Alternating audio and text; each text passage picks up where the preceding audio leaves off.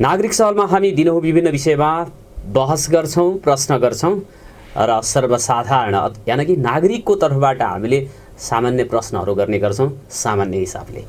र ती सामान्य प्रश्नहरूको ती चाहिँ सामान्य विषयहरू पनि हुन सक्छन् कि असामान्य विषयहरूमा पनि हामीले बहस गर्छौँ।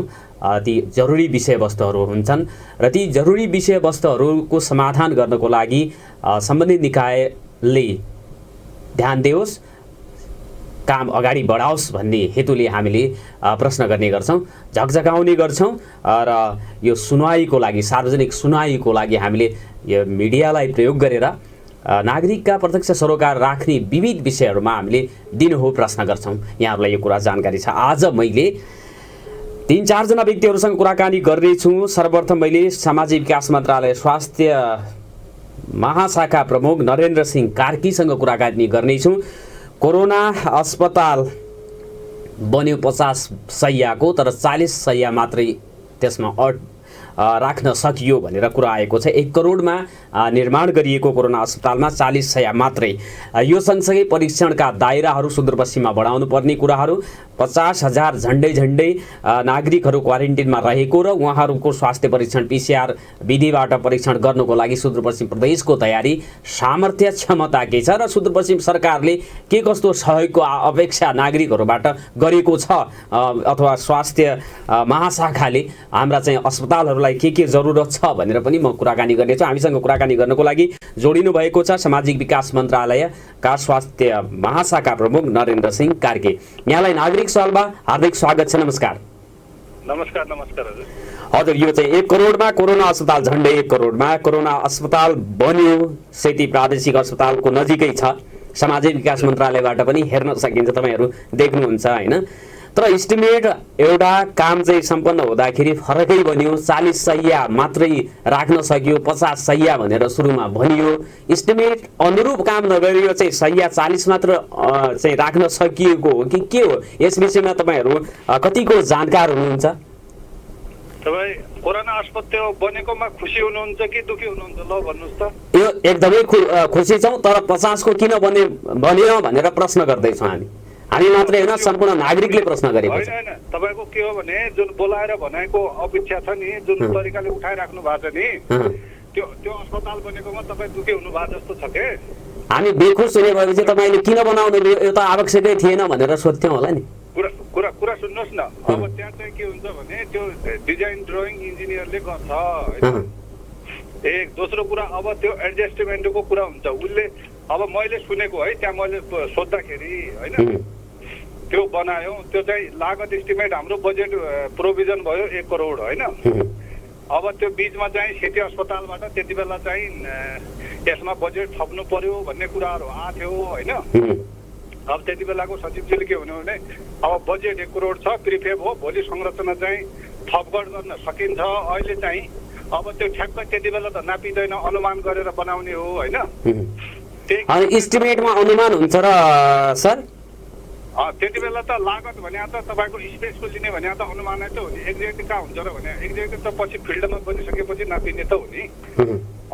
लागत भने त अनुमानित लागत तयार हुने त हो नि।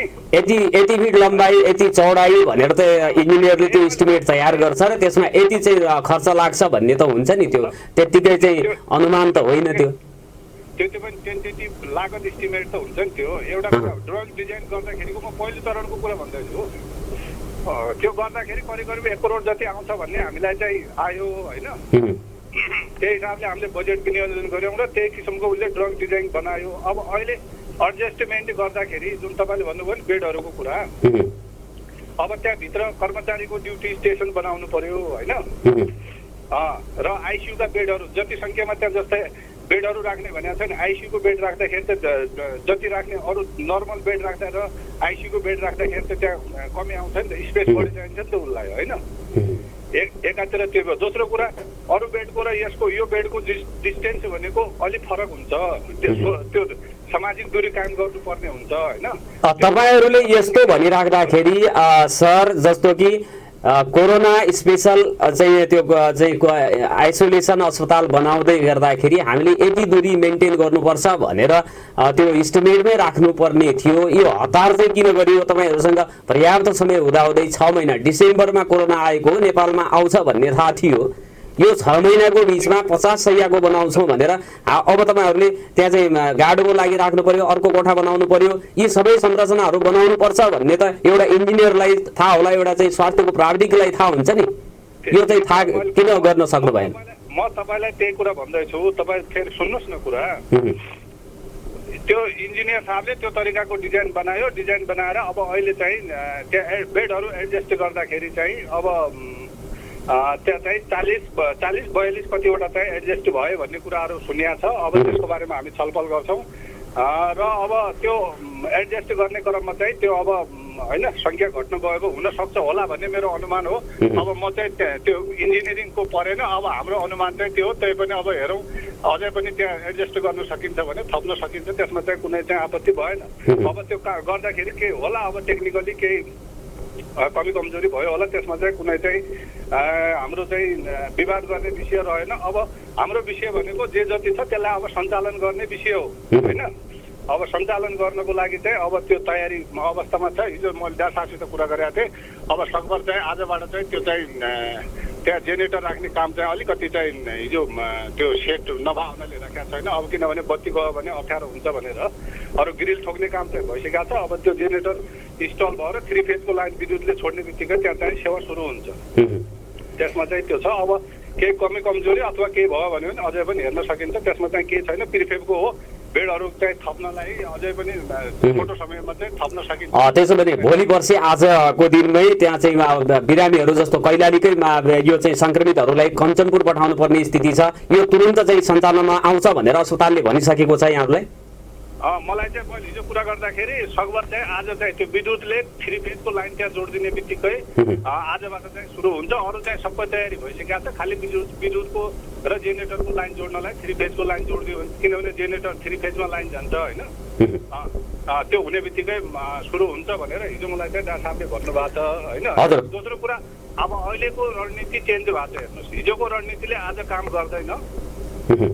अब अहिले कोभिड-19 केस आइसोलेसन व्यवस्थापन भन्ने 2077-2020मा चाहिँ स्वास्थ्य मन्त्रालयले निर्देशिका जारी गरिसकेको अवस्था चाहिँ छ। अब हिजोको जस्तै हिजो किनभने केसहरू लिमिट थिए, न्यूनतम सङ्ख्यामा थियो र उसलाई हामीले एउटा चाहिँ भनौँ न एक ठाउँमा ल्याएर राखिदिएर अरूमा चाहिँ ट्रान्समिसन नहोस् भन्ने हिसाबले हामीले चाहिँ त्यो तौरले चाहिँ स्ट्रेटेजी अप्नाएर बिचमा चाहिँ हाम्रो करिब 1 महिनाभन्दा बढी नै त्यो कुनै पनि केस भएन। जब यो चाहिँ नयाँ भारतबाट आए त्यसले गर्दाखेरि अब हाम्रो सङ्ख्या चाहिँ वृद्धि भइराखेको अवस्था चाहिँ हो। बिचमा त हामीले चाहिँ न्युट्रल बनाएकै हो। सरकारले कार्यविधि बनाएको छ, लक्षण नदेखिएकाहरूलाई घरमै आइसोलेसनमा राख्ने भन्ने छ। त्यतातर्फ चाहिँ अब सरकारले जे कार्यविधि बनायो त्यसलाई पालना गर्नुपर्ने नागरिकहरूको कर्तव्य हुन्छ। तर कार्की सर, मैले सुदूरपश्चिम प्रदेश सरकारको कुरा गरौँ, जस्तो सङ्घीय सरकारको हाम्रो स्वास्थ्य मन्त्रीजीले भन्नुभएको छ 1 महिनामा 15,000 सङ्क्रमित पुग्ने बिरामी चाहिँ आकलन उहाँले चाहिँ गर्नुभएको छ, मन्त्रीजीले नै भन्नुभएको छ। र यो चाहिँ के छ भने सम्पूर्ण बिरामी 1 महिनामा, अबको 1 महिनामा 15,000 हाम्रो चाहिँ पुग्यो भने सुदूरपश्चिममा पनि झन्डै अब 2,000 2,500 यतिको चाहिँ पुग्ला भन्ने अनुमान भयो। अब यो 2,500 को 5% भेन्टिलेटरको आवश्यकता पर्छ। अब यहाँ चाहिँ यहाँले जानकारी गराइदिनु पर्यो कि सुदूरपश्चिममा कतिवटा भेन्टिलेटरहरू थिए यो संक्रमण हुनुभन्दा अगाडि, त्यसपछि यो बीचमा जुन चाहिँ अब चाहिँ 14 गते पहिलो संक्रमित देखा परे अथवा डिसेम्बरदेखि यताको हेर्दाखेरि 6 महिनाको अवधिमा कति नयाँ भेन्टिलेटरहरू, आइसियु कक्षहरू निर्माण भए, खरिदको प्रक्रियामा कति छन्, यस विषयमा चाहिँ के छ। 2,500 भनेपछि तपाईँको हाम्रो चाहिँ 75 जनालाई चाहिँ आइसियुमा अथवा भेन्टिलेटरमा राख्नुपर्ने स्थिति आयो भने हाम्रो सुदूरपश्चिमका अस्पतालहरूमा त्यो अवस्था चाहिँ थ्याक्न सक्ने छ। भेन्टिलेटरहरू छन्, सरकारले गरेको छ तयारी। अब यस्तो छ, अब तयारी भनेको अब यस्तो छ, अमेरिका बेलायत पनि एउटा सम्पन्न देश हुन् होइन। अब अहिले तिनीहरूको अवस्था कस्तो छ, अब त्यो सम्पन्नता भयो, साधन भयो भन्दैमा चाहिँ केही पनि हुँदैन भन्ने कुरा हाम्रो चाहिँ यो भनौँ न गलत अनुमान हो। अब यो तर अब तपाईँले भने जस्तै पूर्व तयारीका कुराहरू चाहिँ एकदम राम्रो हो। त्यसमा चाहिँ हाम्रो साधन स्रोत होइन, मेन कुरा रिसोर्सको कुराहरू हो। हेर्नुहोस्, रिसोर्स अब सरकारले 10 अर्ब खर्च गर्यो भन्छ, फेरि स्रोत साधन भएन भन्न मिल्छ र? अब भएको कुरालाई किन जनशक्तिको कुरा आयो होइन, अब हामीले त्यो बेड बढाउँदैमा त्यहाँ सेवा प्रभाव हुन्छ भन्ने भएन, त्यो अनुसारको हामीलाई जनशक्ति पनि चाहियो। जस्तै तपाईँले आइसियु भेन्टिलेटरका कुरा गर्नुभयो, त्यसको लागि एनेस्थेसियोलोजिस्ट डाक्टर चाहिन्छ। अब एनेस्थेसियोलोजिस्ट डाक्टरकै सर्टेज भएको अवस्थामा तपाईँले भेन्टिलेटर बेड थप्दैमा त त्यो आफैले त उता हुँदैन। तैपनि अब हामीले हाम्रो साधन स्रोतले भ्याएसम्म हामी व्यवस्थापन गर्नतिर लागिरहेका छौँ। हिजोको दिनमा 2टा मात्रै भेन्टिलेटर भएको अवस्थामा अहिले हामीसित चाहिँ 8वटा भेन्टिलेटरहरू चाहिँ छ। सुदूरपश्चिममा 8वटा भेन्टिलेटर छ अहिले गइसकेका चाहिँ छन्। आइसियुका बेडहरू चाहिँ हाम्रो सरकारी उसमै चाहिँ 14वटा भइसकेका अवस्था चाहिँ छ। र यसै गरी अन्य चाहिँ जुन जिल्लाहरूमा चाहिँ जुन हामीले चाहिँ भनेका छौँ त्यो विस्तार गर्दै चाहिँ हामी लैजान्छौँ। फेरि सङ्घीय सरकारलाई पनि हामी अनुरोध गरेका छौँ, उताबाट पनि 8-10वटा चाहिँ पठाउने भन्ने कुराहरू चाहिँ आइरहेका चाहिँ छ। आवश्यकता पर्यो भने हामीलाई चाहिँ उपलब्ध हुन्छ। अब अहिलेको सिचुएसनमा जुन चाहिँ केस व्यवस्थापन भन्ने चाहिँ जुन निर्देशिका आएको चाहिँ छ, त्यो निर्देशिका अनुसार चाहिँ हामीले स्थानीय तहमा पनि अब जुन सामान्य किसिमका चाहिँ छन् ती केसहरूलाई आइसोलेसनको व्यवस्थापन गरेर उतै होल्ड गर्ने र त्यसमा त सरकारले तयार गरेको कार्यविधिमा त कुनै विवादै छैन, त्यसलाई फलो गर्नुपर्छ सबै नागरिकले। जटिल अवस्थामा 5% आउँछन् भने 2500मा 75 जनालाई अहिले 8वटा मात्रै कि कति भन्नुभयो यहाँले भेन्टिलेटरको 77वटा भेन्टिलेटरको व्यवस्थापन अबको केही दिनमा गर्न सकिने अवस्था छ सुदूरपश्चिममा। सरकारले गर्न सक्छ त्यो? अब गर्न प्रयास गर्छ नि, सङ्घ संस्थाहरू चाहिँ छन्। अब उपलब्ध भएको साधन स्रोत अनुसार तर तपाईँहरूले त्यो चाहिँ अब यो चाहिँ कर्मचारी अथवा सरकारले चाहिँ यो समन्वयमा नभएर भएको हो कि विश्वमै यो अभाव छ, भेन्टिलेटरहरू पाइराखेका छैन भनेर चाहिँ उन्मुक्ति मात्रै माग्न खोजेको हो कि भन्ने चाहिँ प्रश्नहरू छ नि नागरिकहरूको त। अब तपाईँले जसरी बुझ्नुहुन्छ त्यसरी बुझ्नुहोस्। अब टेन्डरबाट खरिद प्रक्रियामा गएको छ, अब होइन आउने प्रक्रियामा चाहिँ छ। सरकारको नीति नियम अनुसार जे गर्नुपर्ने हो सरकारी तौरबाट कदमहरू चाहिँ चालिएको अवस्था चाहिँ छ। तपाईँको भने अहिले भन्ने बित्तिकै चिटिक्क आएन, फिटिक्क जडान भएन भन्ने कुरा चाहिँ अब त्यो ऐन नियम 6 महिना गइसकेको छ। 6 महिना हामी सङ्घीय सरकार अथवा प्रदेश सरकारहरूले के गर्यो भनेर चाहिँ प्रश्न गर्ने कुरा त हामीले गरिराख्नु पर्ने हुन्छ। अर्को कुरा मैले यहाँलाई चाहिँ अनुरोध गरेँ अथवा प्रश्न गर्न चाहे, जति धेरै परीक्षण त्यति धेरै संक्रमित बढ्ने सम्भावना हुन्छ भनेको छ। परीक्षणको दायरा बढाउन प्रयोगशाला स्थापना गर्नुपर्ने हुन्छ। अब सुदूरपश्चिममा प्रदेश सरकारले 3वटा चाहिँ प्रयोगशाला स्थापना गर्ने भनेर निर्णय गर्यो, त्यसको कारबाही कति भएको छ प्रगति त्यो थाहा छैन। सङ्घीय सरकारको एउटा चाहिँ प्रयोगशाला छ, अर्को त्यही प्रयोगशाला पनि अर्को आरटीपीसीआर मेसिन चाहिँ नथप्दासम्म हाम्रो 300को वरिपरि मात्रै परीक्षण गर्नुपर्ने स्थिति छ। अब त्यहाँ 100औंको सङ्ख्यामा त्यहाँ चाहिँ नमुनाको लाइन लगाउनु पर्ने स्थिति छ। 72 घण्टापछि त्यो चाहिँ नमुनाबाट चाहिँ तथ्यगत चाहिँ रिपोर्ट नआउन सक्ने स्थिति हुन्छ। अब यो 3वटा यो चाहिँ स्थापना गर्छु, डोटी के अरे चाहिँ धनगढी र बैतडीमा गर्छु भन्ने कहिले स्थापना हुन्छ, अथवा धनगढीमै पनि अर्को मेसिन लिएर चाहिँ काम कहिलेदेखि सुरु गर्नुहुन्छ तपाईँहरू अथवा सरकारले? अब चाहिँ मैले भने अब त्यो खरिद प्रक्रियामा गएको छ, त्यो आउने बित्तिकै सुरु हुन्छ र त्यसपछि चाहिँ अब जनशक्तिको पाटो पनि हामीलाई समस्या छ। जनशक्ति व्यवस्थापनको लागि सङ्घीय सरकारलाई चाहिँ अनुरोध गरिएको छ। सङ्घीय सरकारबाट जनशक्ति प्राप्त भयो भने अब हामी चाहिँ हजुर जनशक्ति त माइक्रोबायोलोजिस्टहरू हामी चाहिँ काम गर्न स्वयंसेवी भएर काम गर्न तयार छौँ। त्रिभुवन विश्वविद्यालयबाट जसले माइक्रोबायोलोजीमा चाहिँ मास्टर्स डिग्री गरेको छ, ब्याचलर गरेको छ, उहाँहरू काम गर्न हामी तयार छौँ। तर यो चाहिँ स्वास्थ्य सेवा विभाग कि कसले चाहिँ लाइसेन्स दिनु पर्दो रहेछ, त्यो नदिएको कारणले गर्दाखेरि अप्ठ्यारो भयो भन्ने कुराहरू पनि समाचार माध्यमहरूमा आएको छ।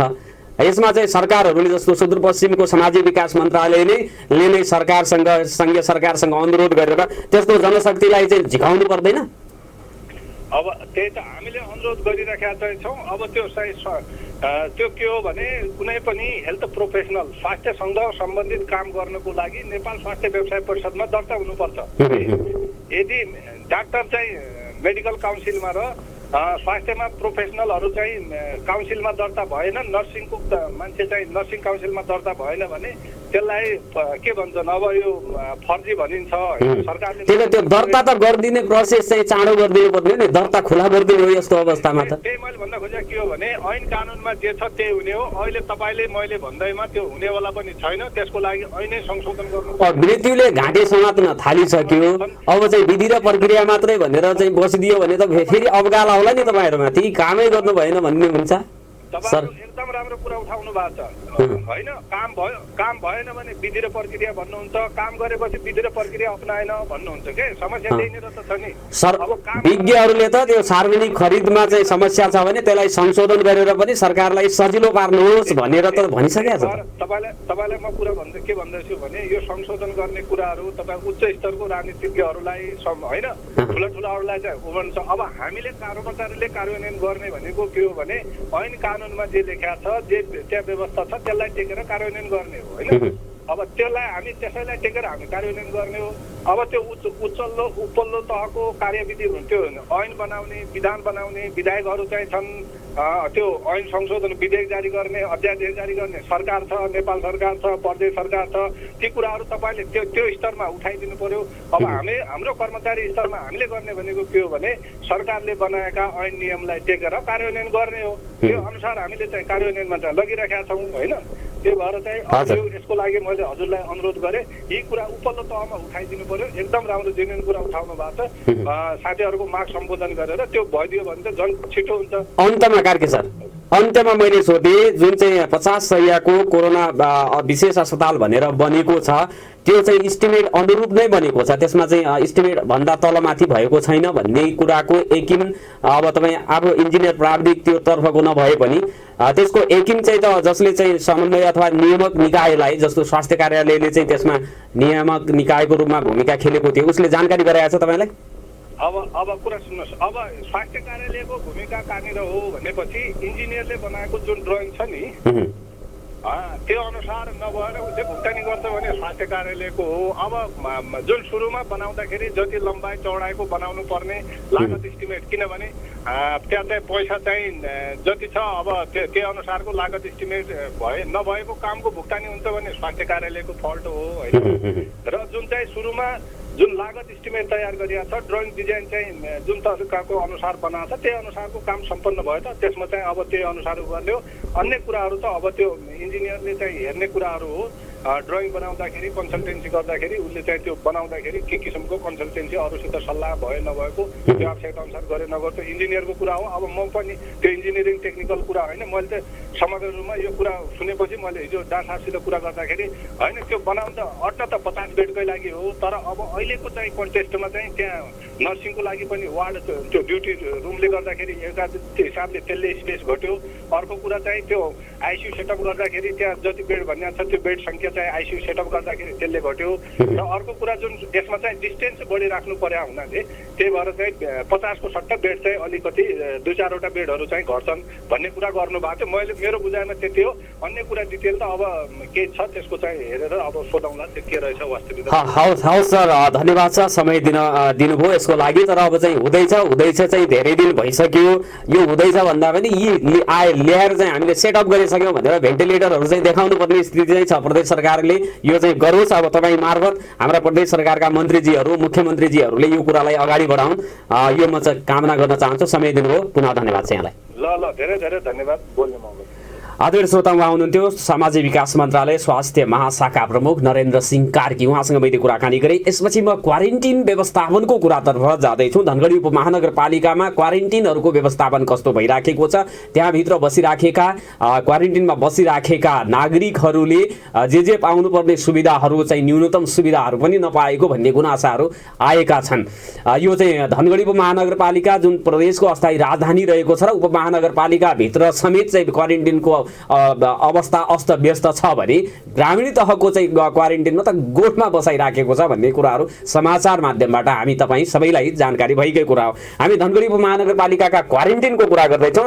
एउटा क्वारेन्टिनको मैले एकजना व्यक्तिको नम्बर लिएको छ। मैले कुन क्वारेन्टिन कहाँको चाहिँ अब नभने पनि उहाँ चाहिँ अब उहाँलाई मैले चाहिँ स्वागत गर्नुपर्ने हुन्छ। हामीसँग टेलिफोनमा जोडिसक्नु भएको छ। यहाँलाई नागरिक सहलमा हार्दिक स्वागत छ। नमस्कार। हेलो हेलो हेलो हेलो हजुर, यहाँलाई नागरिक सलमा हार्दिक स्वागत छ। नमस्कार। नमस्कार सर। तपाईँ क्वारेन्टिनमा बसिराख्नु भएको छ, के छ अवस्था, कस्तो छ खानपिन? यो चाहिँ त्रिनगर क्वारेन्टिनमा हुनुहुन्छ होइन? हजुर, त्रिनगर स्कुलमा छौँ हामी। त्रिनगर स्कुलमा त कतिजना हुनुहुन्छ तपाईँहरू? हामी छौँ 50 देखि 60 सम्म। 50 देखि 60 जना। अनि एकै दिन आएको हुनुहुन्छ कि अलग अलग फरक फरक दिन आएको हुनुहुन्छ तपाईँहरू? होइन, फरक फरक दिन आएका छन् सबै। कुनैलाई 8 दिन भयो, कुनैलाई 10 दिन, कुनैलाई 5 दिन, 4 दिन। त्यो अलग अलग दिन आएको व्यक्तिलाई अलग अलग ब्लकमा राखिएको छ कि मिसमाच हो तपाईँहरू? सर, त्यस्तो केही पनि छैन। यहाँ कोही कर्मचारी छैन, कोही मान्छे छैन। जो जतिखेर आयो, जहाँ ठाउँ पायो त्यहीँ बस्ने, त्यहीँ उठ्ने, केही त्यस्तो व्यवस्था केही पनि गरिएको छैन यहाँ। भनेपछि जुन दिन आयो, जुन कोठामा चाहिँ खाली ठाउँ छ, बेड खाली छ, त्यही बस्दा हुन्छ। त्यहाँ कुनै त्यस्तो चाहिँ यो दिन आएकोले यो ब्लकमा, यो कोठामा यसभन्दा अगाडि पछाडि नजानु होला भन्ने कुनै चाहिँ भनेको छैन तपाईँहरूलाई? कुनै पनि छैन। के को बेड हुनु सर? यहाँ मान्छेहरू बरामदामा सुतेका छन्, केही छैन। यहाँ सेवा सुविधा भन्ने कुरा केही पनि छैन। यहाँ सुविधाको नाममा स्कुलको कोठा अनि यहाँको बेन्च टेबल मात्रै हो। अनि पछि खाना भोजन, यो 2 टाइम नास्ता, 2 टाइम खाना, पौष्टिक आहार, त्यसमा पनि चाहिँ यो क्यालोरी पुग्ने किसिमको दिनुपर्छ भनेर मापदण्डमा चाहिँ निर्देशिका भनेको छ। सो अनुरूपको चाहिँ पाइराख्नु भएको छ? नास्ता खाना चाहिँ कस्तो छ? भात खाँदै हुनुहुन्छ? कस्तो छ सर? यो मापदण्ड अनुसार त नभने नि हुन्छ। 2 टाइमको खाना भन्नु मात्रै खाना आउँछ 2 टाइमको। त्यो पनि टाइमले आउँदैन। कहिले 4 बजे आउँछ भने कहिले 12 बजे आउँछ। 1 टाइम नास्ता पाउँछ, 2 टाइम नास्ता आउँदैन। नास्ता पनि कहिले 7 बजे आउने हो, कहिले 11 बजे आउने हो, केही फिक्स छैन यहाँ। स्वास्थ्य परीक्षण दिनुहुन्छ तपाईँहरूको? सर, अहिले मलाई 8 दिन भयो आजसम्म स्वास्थ्य परीक्षणको त्यस्तो केही कुरा पनि गरेको छैन यता। खै ज्वरो नाप्ने मान्छे पनि आएनन्?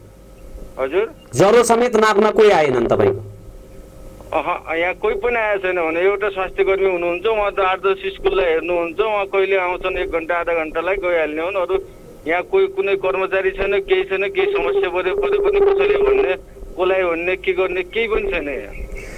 अब तपाईँ आइसकेपछि त्यहाँबाट 14 दिन पुरा भएर पनि घर गएका होलान् होइन? गए? म गएका छन् मान्छे। अनि ती गएकाहरूको स्वास्थ्य परीक्षण गरेर पठायो कि त्यत्तिकै पठायो? अब सर, म आउनुभन्दा पहिला 5-6 जनालाई स्वास्थ्य परीक्षण भएको रे, उनीहरू अब एकचोटि भएको रे, उनीहरू गयो। अब 2-4 जना त्यत्तिकै पनि गएको छन्। अब त्यो खासै जाने त्यत्तिकै केही गरेका छैन यहाँ। त्यत्तिकै आयो मान्छे, गेट खुलै छ, जाने मान्छे गइरहेका छन्, आउने मान्छे आइरहेका छन्। भनेपछि यही बिचमा पनि तपाईँले मन लागेन भने क्वारेन्टिनबाट घर जान चाहियो भने जान सकिने अवस्था छ? आरामसित सर, 100% खुला गेट छ। कोही पनि छैन यहाँ, कर्मचारी छैन, कोही छैन। अब प्रहरी जप्ता 2 जना छन्, तिनीहरू बाहिरतिर बस्या हुन्छन्। अब यताउताबाट जहाँबाट गए नि हुन्छ, खुल्ला छ, केही छैन। घरबाट खाना पनि मगाइराखेको छ मान्छेहरूले? सर, यहाँ 60 जना मध्ये 25 देखि 30 जना घरबाट खाना मगाएका छन्। अनि त्यो खाएको भाँडाहरू धोएर पठाउनुहुन्छ, सुकाएर पठाउनुहुन्छ कि के छ, के गर्छन् उहाँहरूले? होइन सर, यो त आफ्नै सुरक्षाको लागि हो। यहाँ आफू आफ्नो सुरक्षाको हिसाबले सबैजना आफ्नो प्याकिङको हिसाबले थैलीमा या त्यस्तो खाना मगाउँछन्। यहाँको भाँडा यहीँ राख्छन्। जे तपाईँहरूले अलि इमान्दारिता देखाउँदाखेरि अलि सहज भएको छ, नत्र चाहिँ अन्य ठाउँको जस्तो भए भागेर जान सक्ने अवस्था छ। म पनि भर्खरै त्यहाँ गेटसम्म चाहिँ तपाईँको आएको थिएँ, त्यही अवस्था। बरन्डामा चाहिँ सुतिराख्नु भएको थियो तपाईँहरू? यहाँ बरामदामा सुतेका छन् मान्छे, गेट खुलै हुन्छ। अनि बेन्चहरू लगाउनु भएको छ, अन्य कुराहरू जस्तो कपडाहरू दिने, पिफर्महरू, अब झुलहरू पनि दिने भन्ने कुराहरू त्यो चाहिँ छ कि छैन? नगरपालिकाले उपलब्ध गराएको छ कि छैन? सर, सुनेको थिएँ 60 जनामा पहिला 10 झुल बाँड्या हो रे। अब 10 झुलले 10 जनालाई मात्र पुग्छ सर। अरू मान्छे त 50 जना त्यत्तिकै हुन्। हामीहरूले अहिले घरबाट बिस्तर झुल सबै मगाएर व्यवस्था गरेर बल्ल बल्ल। पानी, पिउने पानीको अवस्था, बिजुली चाहिँ निरन्तर छ कि त्यहाँ फ्यानहरू कोठामा छन् कि छैन? 12 कोठादेखि 14 कोठा खोलिया छन्। एउटा कोठामा पनि चार्ज गर्नलाई त्यहाँ त्यस्तो बोर्ड छैन।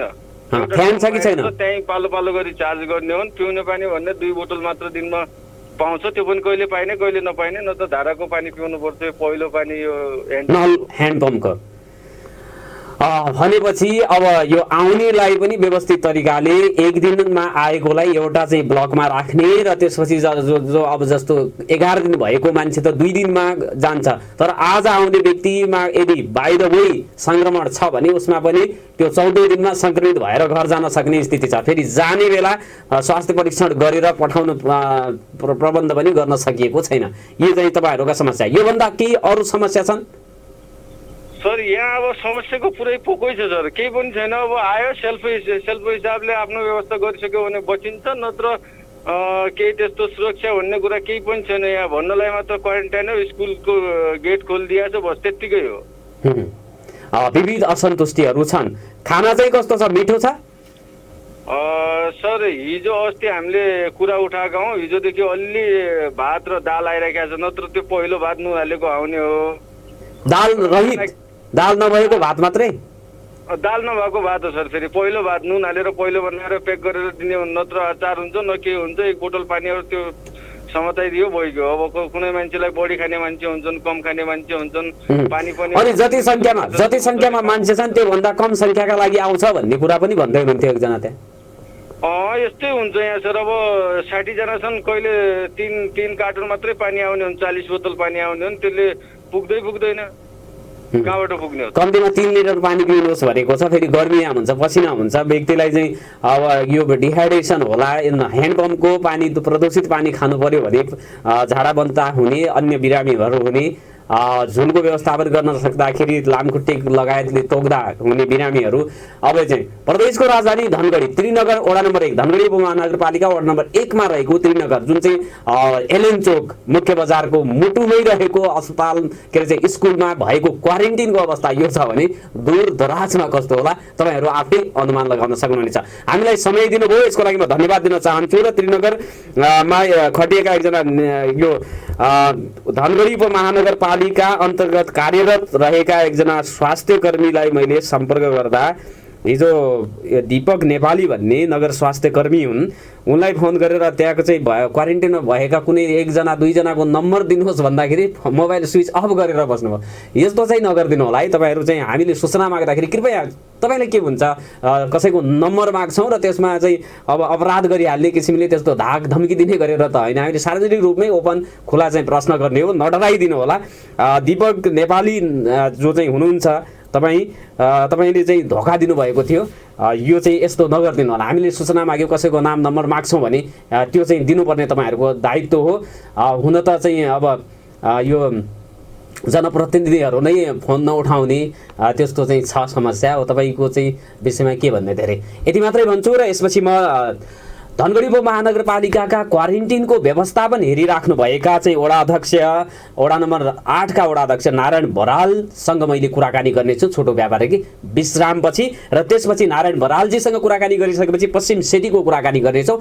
जलस्रोत मन्त्रालयका पूर्व सचिव डाक्टर गोविन्ददेव भट्टसँग मैले चाहिँ पश्चिम सेतीको पुरा बारेमा चाहिँ उहाँको चाहिँ समग्रताको विषयमा मैले कुराकानी गर्नेछु। अब हामी धनगढी उपमहानगरपालिका वडा नम्बर 8 का वडा अध्यक्ष एवं क्वारेन्टाइन व्यवस्थापन समिति जुन उपमहानगरपालिकाले गठन गरेको छ त्यसका संयोजक नारायण बरालसँग हामी कुराकानी गर्न गइराखेका छौँ। क्वारेन्टाइनको अवस्था कस्तो छ? 19वटै वडामा क्वारेन्टाइन राखिएको छ। मैले वडा नम्बर 1 को त्रिनगर माविमा राखिएको क्वारेन्टाइनका एकजना व्यक्तिसँग मैले कुराकानी गरेँ। यहाँहरूले सुन्नु भएको छ त्यहाँको चाहिँ अवस्था के छ भने उहाँकै मुखबाट हामीले सुनेका छौँ। र अब जुन चाहिँ उपमहानगरपालिकाको वडा नम्बर 1 हो, त्यसपछि प्रदेश राजधानी हो, त्यहाँ वरिपरि चाहिँ मन्त्रालयहरू पनि छन्, प्रदेश सरकारको उपस्थिति पनि छ, प्रदेश सभा छ, सांसदहरूले पनि बाटोबाट यसरी हेऱ्यो भने चाहिँ हेर्न सकिने अवस्था छ, सदन चलिराखेको छ। तर चाहिँ क्वारेन्टिनको व्यवस्थापनको पक्ष हेर्दाखेरि एकदम फितलो छ। जो जतिखेर जान सक्छ, आउन सक्छ, खाना चाहिँ राम्रो छैन, बस्न पिउने पानीको व्यवस्था छैन, स्वास्थ्य उपचार नगरिकनै घर पठाइन्छ र दिनदिनै आउने क्रम चाहिँ जारी छ। तर त्यो बिचमा चाहिँ एक दिन आउने व्यक्तिहरूको समूहलाई एउटा ठाउँमा राख्ने र त्यो अन्तर्घोलन हुन नदिनको लागि कुनै पनि व्यवस्थापन चाहिँ हेरिएको छैन। त्यहाँ वडा अध्यक्ष नारायण बरालजीसँग मैले यी र यस्तै प्रश्नहरू सोध्ने हो। तर चाहिँ अलिकति अब उनले फोन चाहिँ उठाउनु भएन भने गाह्रो हुन्छ। हामीले चाहिँ यो प्रश्नहरू थाती नै रहनेछन् र सार्वजनिक रूपमा तपाईँहरूले क्वारेन्टाइन व्यवस्थापनमा सरकार चुकेको छ भनेपछि कोरोना संक्रमण आइसकेपछि हरेक कुरामा चुकेको छ सरकार। संघदेखि प्रदेश अथवा स्थानीय तहसम्म चुकेको अवस्था हो। औषधि खरिद प्रक्रियामा चाहिँ आफै मुछिएको थियो। कमिसन खाने खेलहरू चाहिँ त्यहीबाट सुरु भए। आपद विपदलाई पनि एउटा चाहिँ कमिसन खाने कुरामा चाहिँ गए भनेर सुरुमै ओम्नीसँग जोडिएको थियो त्यो कुराहरू। अब चाहिँ यहाँ आउँदाखेरि 10 अर्ब चाहिँ सरकारले हिजो मात्रै सार्वजनिक गरेको छ, 10 अर्ब खर्च भइसकेको छ भनेर त्यसमा 10 अर्बमा के भयो त भनेर प्रश्न गर्नु पनि स्वाभाविक हो। यद्यपि त्यहाँ काम पनि त नभएको होइन, भइराखेको छ होला। उहाँहरूले त्यो के काम भयो, किन चाहिँ गर्न सकिएन अथवा कहाँनिर त्रुटि भयो भनेर जवाब दिनुपर्ने हुन्छ। धनगढी उपमहानगरपालिका वडा नम्बर 8 का वडा अध्यक्ष क्वारेन्टाइन व्यवस्थापन समितिका संयोजक नारायण बरालजीले फोन चाहिँ रिसिभ गर्न सक्नु भएको छैन। अब यी प्रश्नहरू जे प्रश्नहरू सायद तपाईँहरूले पनि सोचिराख्नु भएको होला। यो प्रश्न चाहिँ सोधेपछि राम्रो हुन्थ्यो, किन भारै छ भन्ने कुरा छ भने अब हामीले प्रश्न सोध्ने प्रयास गरिराखेका छौँ। जवाब दिने जुन चाहिँ यो निकायमा बसेका व्यक्तिहरूले चाहिँ जवाब नदियो भने समस्या चाहिँ प्रश्नहरू जस्ताका त्यस्तै रहने हुन्छन्। अब यो जवाब नदिएर पन्छिने अवस्था पनि रहेको छ, बिचराहरूलाई गाह्रो छ। हामी अब स्टुडियोबाट चाहिँ एसी रुममा बसेर कराउँछन्, काम गर्न कतिको गाह्रो छ भनेर पनि उहाँहरूले भन्नुहुन्छ होला। तथापि अब स्रोत साधन सरकारसँग हुन्छ, राज्यसँग हुन्छ र स्रोत साधनको यो चाहिँ एउटा चाहिँ प्रभावकारी ढङ्गले परिचालन गर्यो भने यी र यस्ता समस्याहरू आउँदैनन्। हामीले चाहिँ स्रोत साधनको उचित समुचित प्रयोग र त्यसको चाहिँ परिचालन गर्न सक्ने क्षमता चाहिँ राख्नुपर्ने हुन्छ, चाहे त्यो सरकारी निकाय होस् अथवा गैर सरकारी निकाय होस्। हामीले त्यही कुराहरू चाहिँ किन हुन सकिराखेको छैन प्रश्न गरिराखेका छौँ। कुराकानी गर्नको लागि हामीसँग चाहिँ जोडिनु भएको छ नारायण बराल हुनुहुन्छ, वडा नम्बर 8 का वडा अध्यक्ष र क्वारेन्टाइन व्यवस्थापन समितिका संयोजक हुनुहुन्छ। उपमहानगरपालिकाका क्वारेन्टाइनको व्यवस्थापनको पक्षलाई उहाँले हेरिराख्नु भएको छ। यहाँलाई नागरिक सलमा हार्दिक स्वागत छ। नमस्कार। नमस्कार, धन्यवाद हजुर। धन्यवाद हजुर। अध्यक्षजी, भर्खरै मैले चाहिँ त्रिनगर चाहिँ क्वारेन्टिनमा भएका एकजना व्यक्तिसँग कुराकानी गरेको थिएँ। उहाँको चाहिँ सम्भवतः तपाईँले सुन्नुभयो अथवा सुन्नु भएन, तपाईँले जानकारी पनि छ कस्तो छ अवस्था। अब चाहिँ त्यहाँ त के छ, गेट खोला रहने रहेछ, जतिखेर आयो त्यतिखेर गयो, कसैले त्यहाँ क्वारेन्टिनबाट घर गयो भने पनि चाहिँ थाहा नपाउनु हुने रहेछ तपाईँहरूले। अनि 14 दिन पुरा भइसकेपछि स्वास्थ्य परीक्षण नगरिकन घर पठाउनु हुने रहेछ। अनि एक दिन आएको व्यक्तिलाई अथवा समूहलाई एउटा अलग्गै ब्लक अथवा कोठामा राख्नुपर्नेमा अन्तर्घोलन हुने, जसले जहाँ बस्यो त्यस्तै गर्नु भएको रहेछ। धनगढीको मुटुमै यस्तो छ भने गाउँघरतिरको अवस्था कस्तो होला? व्यवस्थापन त गर्न सक्नु भएको रहेनछ त? नै, अब त तपाईँले भनेका कतिपय कुरा सत्यता होलान्, कतिपय कुरा त्यस पनि हो। हेर्नुहोस्, अब सुरक्षाको हिसाबमा मैले तपाईँलाई भन्छु, सुरक्षाको हिसाबमा हामीहरूले नगर क्वारेन्टाइनको मेरो समितिले हामीले जिल्ला प्रहरी कार्यालयमा पत्रचार पनि गऱ्यौँ।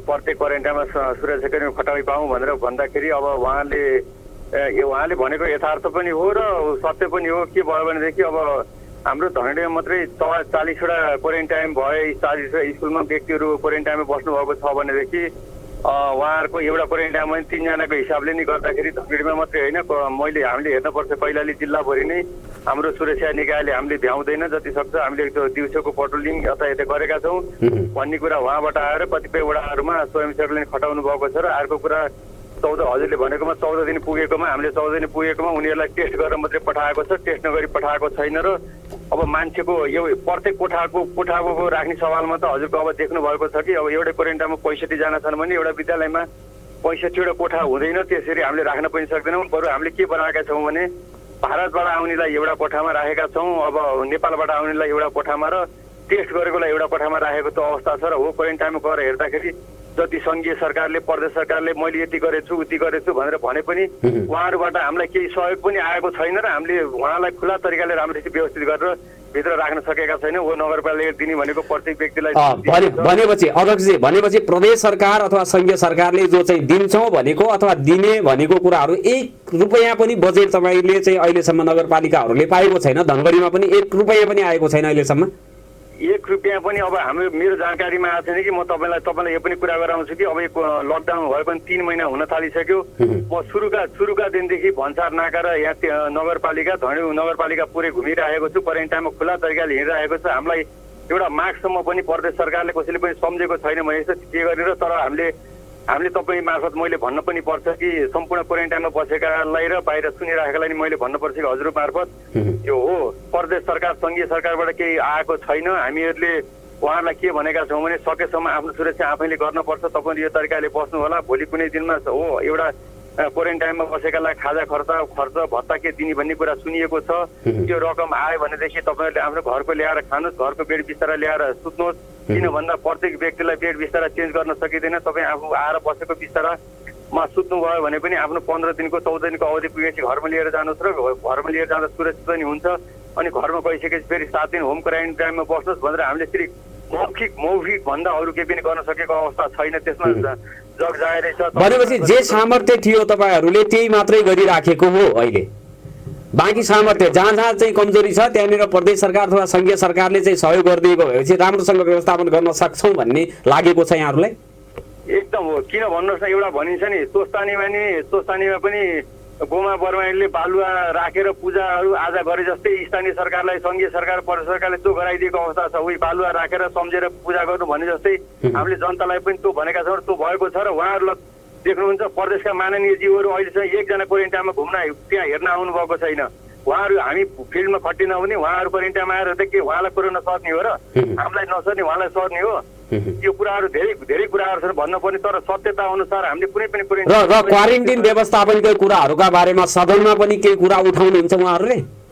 सुन्नु भएको छ? उठाउनु कतैबाट केही कुरा उठाउनुहुन्न हो। जनतालाई बिचरा क्वारेन्टाइनमा भाडाबाट आउनलाई सबै आउनलाई दुःख भएको छ। एउटा क्वारेन्टाइनमा 120 जना 30 जना भएको छ एउटा वडामा। हेर्नुहोस् अब अघि मैले भनिहालेँ एउटा कोठामा एउटा स्कुलमा 4वटा कोठा छन् 5वटा कोठा छन् भने ती व्यक्तिलाई हामीले प्रत्येक कोठामा राख्न सक्ने स्थिति छैन हो। हामीले एउटा व्यक्तिलाई एउटा कोठामा त राख्न सकिँदैन, तर एक दिन आएको एउटा ठाउँबाट आएकोलाई एउटा कोठामा व्यवस्थापन गर्ने, अर्को दिन नयाँ चाहिँ आएकोहरूलाई अलग्गै राख्न सक्नु भएको छैन। त्यति कुरा चाहिँ गर्न सक्नु पर्थ्यो, त्यो पनि गर्न सक्नु भएन। यहाँनिर तपाईँहरूले आफ्नो त्रुटि चाहिँ कमजोरी स्वीकार गर्नुपर्ने हुन्छ है।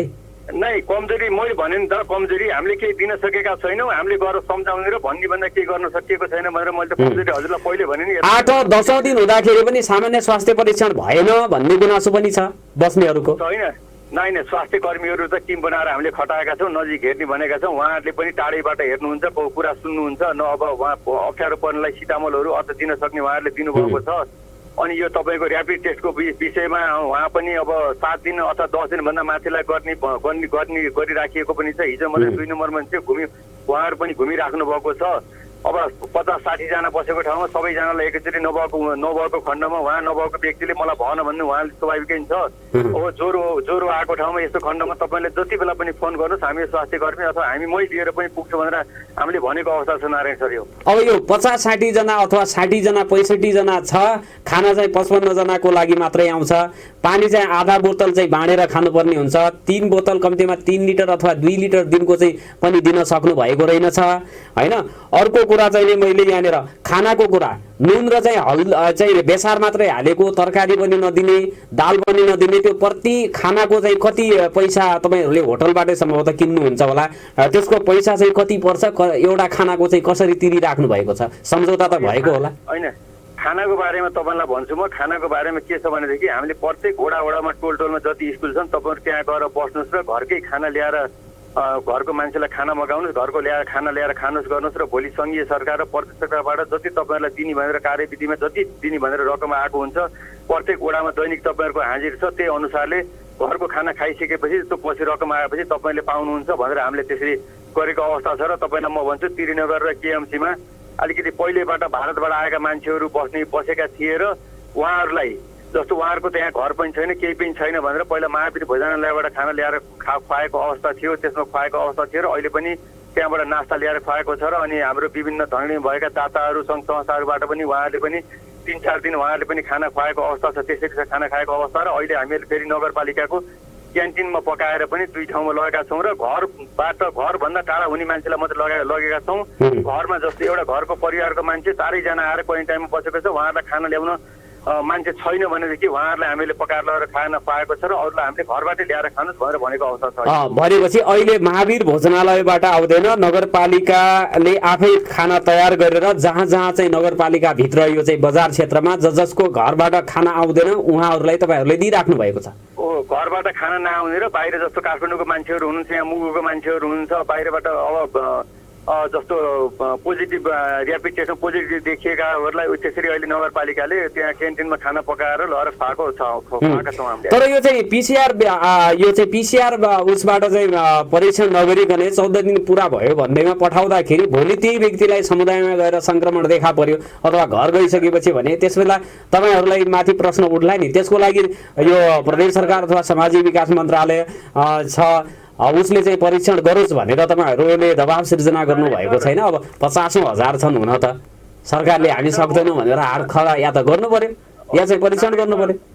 नारायण सर, अहिले तपाईँले सुन्नुहुन्छ कि जो सङ्घीय सरकारमा बसेका मन्त्रीज्यूहरूले त अब गर्ने सम्भावना छैन भन्नुहुन्छ भनेदेखि त्यो उहाँले भन्नुभएको, तर हामीले जिम्मा लिएका छौँ, हामी खटिएर हिँडेका छौँ। तपाईँलाई म भन्छु कि अब तपाईँ सेतीमा गएर ल्याबमा नि बुझ्न सक्नुभएको, ल्याबको बढी चापको कारणले हो या अथवा त्यो उहाँहरूको भिडको कारणले हो अथवा जनशक्तिको अभावको कारणले हो। जस्तो हामीले फुलबारीमा ऱ्यापिड टेस्टमा पोजिटिभ देखिएका दाजुभाइहरूलाई ल्याएर गर्दा पनि त्यहाँ ल्याबमा नभएको हुनाले फर्काएर लैएको छ र 2-3 दिनपछि मात्रै ल्याबको पिसिआर टेस्ट हुने भन्ने त्यस्तो अवस्था छ भनेदेखि अब हामीहरूले 14 दिनमा 13 दिनमा उसमा ऱ्यापिड टेस्ट गर्दाखेरि नेगेटिभ देखिएकालाई तपाईँहरू गएर होम क्वारेन्टाइनमा गएर बस्नुहोस् भनेर त्यसरी पठाएको अवस्था छ भनेदेखि पोजिटिभ देखिएकालाई त चेक गर्ने अवस्था छैन भनेदेखि अब ऱ्यापिडमा नेगेटिभ देखिएकालाई त कुन तरिकाले गर्न सकिन्छ भन्नुहोस् त?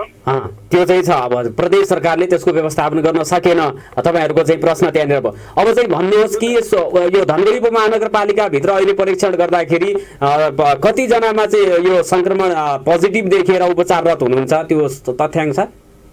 तथ्याङ्कमा तपाईँलाई भनौँ, सुरुमा हामीले 3 नगरमा राखेकोमा 16 जनालाई ऱ्यापिड टेस्टमा पोजिटिभ देखिएको थियो र उहाँहरू सबै 15 जनालाई क्लियर भएर उसमा पिसिआरमा क्लियर भएर उहाँहरू फर्किनु भयो भनेदेखि 1 जनालाई पिसिआरमा पोजिटिभ देखिएपछि उहाँ अहिले सेतीको आइसोलेसनमा हुनुहुन्छ। त्यस्तै वडा नम्बर 3 को एकजना पछिल्लो आवरमा इन्डियाबाट आउनुभएको वडा नम्बर 3 को भाइलाई 1 जनालाई पिसिआरमा पोजिटिभ देखिएको हुनाले उहाँ आइसोलेसनमा हुनुहुन्छ। अरू भनेको त हाम्रो नर्मल वडा नम्बर 10 को त्यो 3 नगरमा बस्नु भएको वडा नम्बर 10 को मान्छे हुन्? होइन, वडा नम्बर 10 को मान्छे डाइरेक्ट उहाँ आएर वडा नम्बर 10 मै बस्नु भएको थियो र उहाँ पनि उपचाररत हुनुहुन्छ, आइसोलेसनमा हुनुहुन्छ? उहाँ पनि अहिले आइसोलेसनमा हुनुहुन्छ। र अरू भनेको फुलबारीमा अहिले ऱ्यापिड टेस्टमा नेगेटिभ देखिएको फुलबारी भयो, जुगडा भयो, तपाईँको उहाँ देखिएकोलाई 2 दिनसम्म हामीले सेतीमा ल्यायौँ। अब त्यहाँ जनशक्तिको अभाव अथवा किटको अभावले के कारणले गर्दाखेरि हो उहाँलाई 2 दिनसम्म हामीले फिर्ता लगाएर अहिले उहीँ वडाकै क्वारेन्टाइनमा राखेको अवस्था छ अहिले। र आरडिटी यो चाहिँ ऱ्यापिड टेस्टमा पोजिटिभ देखिएकाहरूलाई अलग्गै राख्ने प्रबन्ध मिलाइनु भएको छ? अलग्गै राखेको छ। उहाँ वडाहरू भनेर उहाँलाई ऱ्यापिड टेस्ट पोजिटिभ देखेर अलग्गै कोठामा राख्नु भनेर राखेको अवस्था छ नारायण सर अहिले। हवस् बरालजी, हामीलाई समय दिनुभयो। अब तपाईँहरू चाहिँ लाइभ यो प्रदेश सरकार र सङ्घीय सरकारले हाम्रो टाउकामा सारा कुरा हाल्यो भन्ने गुनासो चाहिँ स्थानीय तहको जनप्रतिनिधिहरूले गरिराख्नु भएको छ। अब यसमा चाहिँ यो नारायण सर हजुरलाई भन्न चाहन्छु हो, हामी एकदम खुसी छौँ। उहाँहरूले जति स्रोत साधन दिनुहुन्छ हामी खटेर लाग्छौँ, हाम्रो टाउकोमा हाल्यौँ भनेर हामी भन्दैनौँ, किनभने हामी जनताले छुन सक्ने र हामीलाई बोल्न सक्ने सरकार हो। हामी उहाँहरूले दिएको सेवा सुविधा जति दिनुहुन्छ जनतालाई दिएर हामी काम गर्छौँ, त्यसमा हामी दुःख कति पनि मान्दैनौँ। तर यो चाहिँ परीक्षणका कुरा गर्नेहरूमा त तपाईँहरूले सिफारिस गर्ने हो, जस्तो आरडिटी यसको लागि चाहिँ यतिजना छन् भनेर जानकारी गराउने हो। परीक्षण गर्ने चाहिँ क्षमता अथवा त्यो दायित्व तपाईँहरूको होइन, त्यसको लागि सरकारले अगाडि बढ्नुपर्ने हुन्छ, प्रदेश सरकार सङ्घीय सरकारले। एकदम हो। हेर्नुहोस्, अब लकडाउन भएको 3 महिना भइसक्यो, अहिलेसम्म एउटा आइसोलेसन बनाएर उहाँहरूले तयारी पार्न सक्नु भएको छैन भनेदेखि उहाँहरूले के गर्नुभएको छ ल बुझ्नुहोस् त। हवस् बरालजी, हामीलाई समय दिनुभयो, यसको लागि म धन्यवाद दिन चाहन्छु यहाँलाई। हवस् धन्यवाद। अवस्था यस्तो छ, अब चाहिँ हजारौँ मात्रै होइन 50,000 को संख्यामा क्वारेन्टिनमा बसिराखेका छन्। आउने क्रम जारी छ। अब हरेक दिन 2500 अथवा 3500 को हाराहारीमा तेस्रो मुलुकबाट पनि सरकारले नेपाली नागरिकहरूलाई भित्र्याउने चाहिँ योजना बनाएको छ। सो अनुरूप आउनेहरूलाई र अझै सीमानाकाबाट प्रवेश गरेर आउनेहरूलाई क्वारेन्टिनमा त्यो चाहिँ बेन्चमै भएर पनि त्यो बेन्च राखेर भए पनि कसरी बसाल्ने भन्ने समस्यामा चाहिँ स्थानीय तहका क्वारेन्टिनहरू गुज्रिराखेको अवस्था छ। यो परिस्थिति छ। यो सुरुमै लकडाउन जुन चाहिँ चैत 11 गते भएको थियो, त्यहाँबाट नै भारत सरकारसँग विशेष अनुरोध गरेर नेपालीहरूलाई घर फिर्ता गराउने त्यो प्रोसेस अथवा प्रबन्ध मिलाएको भएछ। अहिले सरकारले यो चाहिँ जोखिम चाहिँ मोल्नुपर्ने स्थिति अथवा नागरिकले यो जोखिम मोल्नुपर्ने स्थिति चाहिँ हुँदैन थियो। हामीसँग कुराकानी गर्नको लागि जलस्रोत मन्त्रालय, हालको ऊर्जा मन्त्रालय का पूर्व सचिव हुनुहुन्छ डाक्टर गोविन्ददेव भट्ट डडेलधुराको स्थानीय हुनुहुन्छ र यो चाहिँ जलस्रोत मन्त्रालयमा उहाँ चाहिँ पूर्व सचिवको रूपमा कार्यरत हुनुहुन्थ्यो। उहाँसँग मैले पश्चिम सेतीको कुराकानी गर्नेछु। आदरणीय श्रोता, पश्चिम सेती परियोजना यसपालिको बजेट भाषणमा पनि त्यहाँ चाहिँ नाम परेको छ। पश्चिम सेती परियोजना अगाडि बढाइनेछ, गत साल पनि बढाइनेछ, त्योभन्दा अगाडि पनि बढाइनेछ, यसपालि पनि बढाइनेछ। तर यो परियोजनाको लागि जेरो ग्राउन्डदेखि मतलब इतिहासको कुन समयदेखि यसको चाहिँ प्रसङ्ग उठेको थियो राष्ट्रिय स्तरमा भनेर मैले आज यहाँहरूका माझमा जानकारी गराउने प्रयास गर्नेछु। हामीसँग कुराकानी गर्नको लागि डाक्टर गोविन्ददेव भट्ट सर चाहिँ जोडिनु भएको छ। यहाँलाई नागरिक सहलमा हार्दिक स्वागत छ। नमस्कार। धन्यवाद छ नारायणजी, धन्यवाद छ बाबु। हजुर हजुर, आराम हुनुहुन्छ हजुर? ठिक छ बाबु, ठिक। एउटा संशोधन गरौँ, म हालको सचिव होइन बाबु, म त 10-12 वर्ष भइसक्यो। पूर्व सचिव भने हजुर, मैले पूर्व सचिव भने। हालको ऊर्जा मन्त्रालय, पहिला चाहिँ जलस्रोत मन्त्रालय भनिन्थ्यो। म राष्ट्रिय योजना आयोगमा पनि थिएँ होइन बाबु, मान्य सदस्य पनि भएको थिएँ। अब अहिलेको मबाट जान्न चाहेको कुराहरू के छ बाबु? यो चाहिँ पश्चिम सेतीको प्रसङ्ग, यो परियोजना जलविद्युत उत्पादन गर्नुपर्छ भन्ने प्रसङ्ग कहिलेदेखि चाहिँ उठेको हो नेपालको सन्दर्भमा, अथवा यसले राष्ट्रिय एउटा चाहिँ परियोजना आयोगले पनि यसको बारेमा अध्ययन गरेको, नेपाल सरकारले पनि चाहिँ यो कहिलेदेखि यसलाई परियोजनाको रूपमा विकास गर्नुपर्छ भन्ने कुरा चाहिँ भनिएको भनिन्छ। 40-50 वर्ष नै अगाडिदेखि यो प्रसङ्ग उठेको, अहिलेसम्म त्यस्तै छ। हामी बुढो भइहाल्यौँ, वृद्ध भइहाल्यौँ, हामी बच्चा हुँदाखेरि यो प्रसङ्ग उठेको बन्दैन भन्ने गुनासो चाहिँ यस क्षेत्रका मान्छेहरूले गरिराख्नु भएको हुन्छ। सरकारी तौरबाट कहिलेदेखि यसको चाहिँ परियोजनाको रूपमा विकास गर्ने तयारी भएको चाहिँ हो? यसमा पहिलो संक्षेपमा यसको ब्याकग्राउन्ड पृष्ठभूमि भनिहालौँ हजुरहरूलाई होइन? हजुर हजुर। यो के भन्नु छ, अब नेपालमा हाम्रो 3वटा ठुला नदी जलाधारहरू छन्। त्यसमध्येमा हाम्रो सुदूरपश्चिमको जलाधार भनेको सेती महाकाली कर्णाली जलाधार हो। अब यो सेती नदी यो जलाधारको एउटा महत्त्वपूर्ण नदी हो र यो चाहिँ माथि अपी हिमाल र नाम्पा हिमालबाट सुरु भएर बझाङ डोटी जिल्ला हुँदै कैलालीमा आएर कर्णाली नदीमा मिसिन्छ।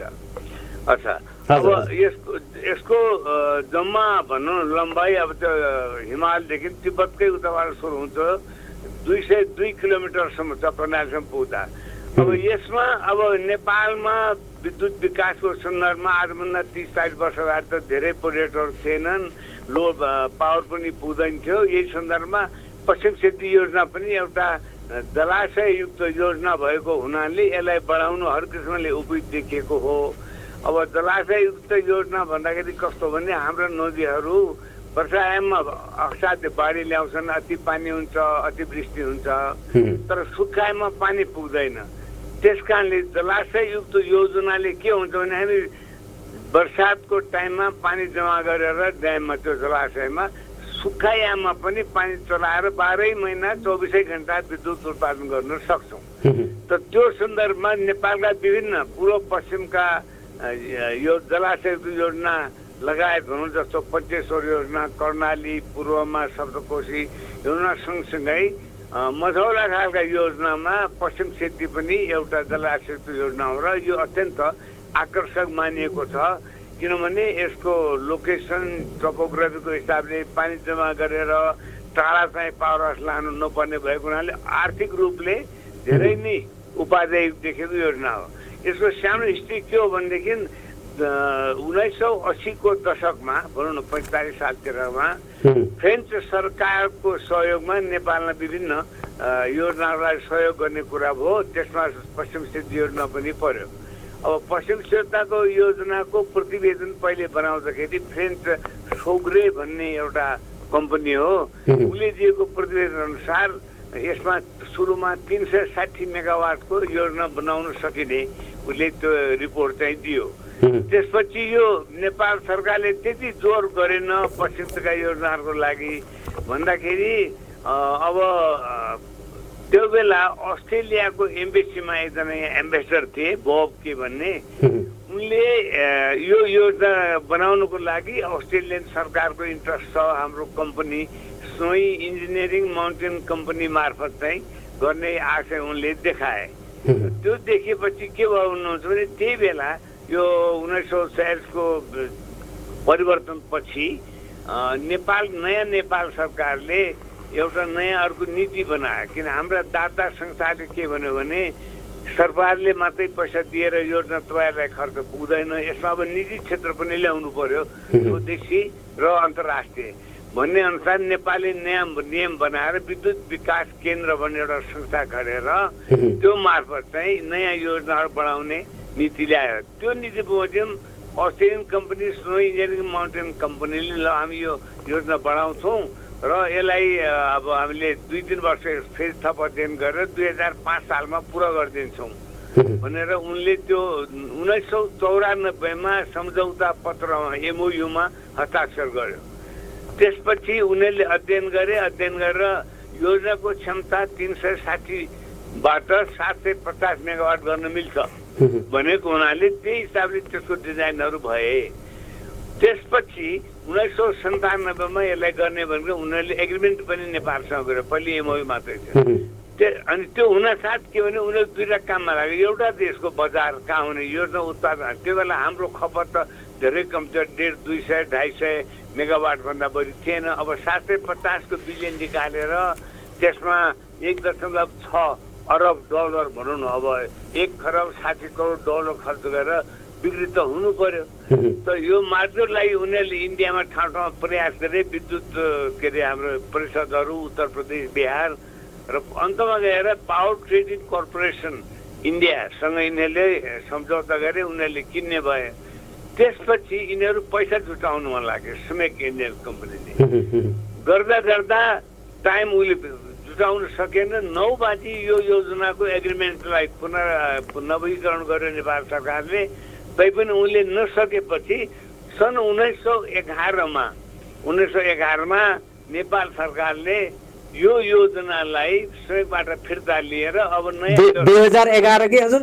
सन् 1911 नहोला, 2011 यो गएको सन् 2011 हजुर हजुर हजुर 2011 त्यो भएपछि अनि त्यो बेला चाइनिजहरूले यो योजना गर्ने इन्ट्रेस्ट देखाएको थिए।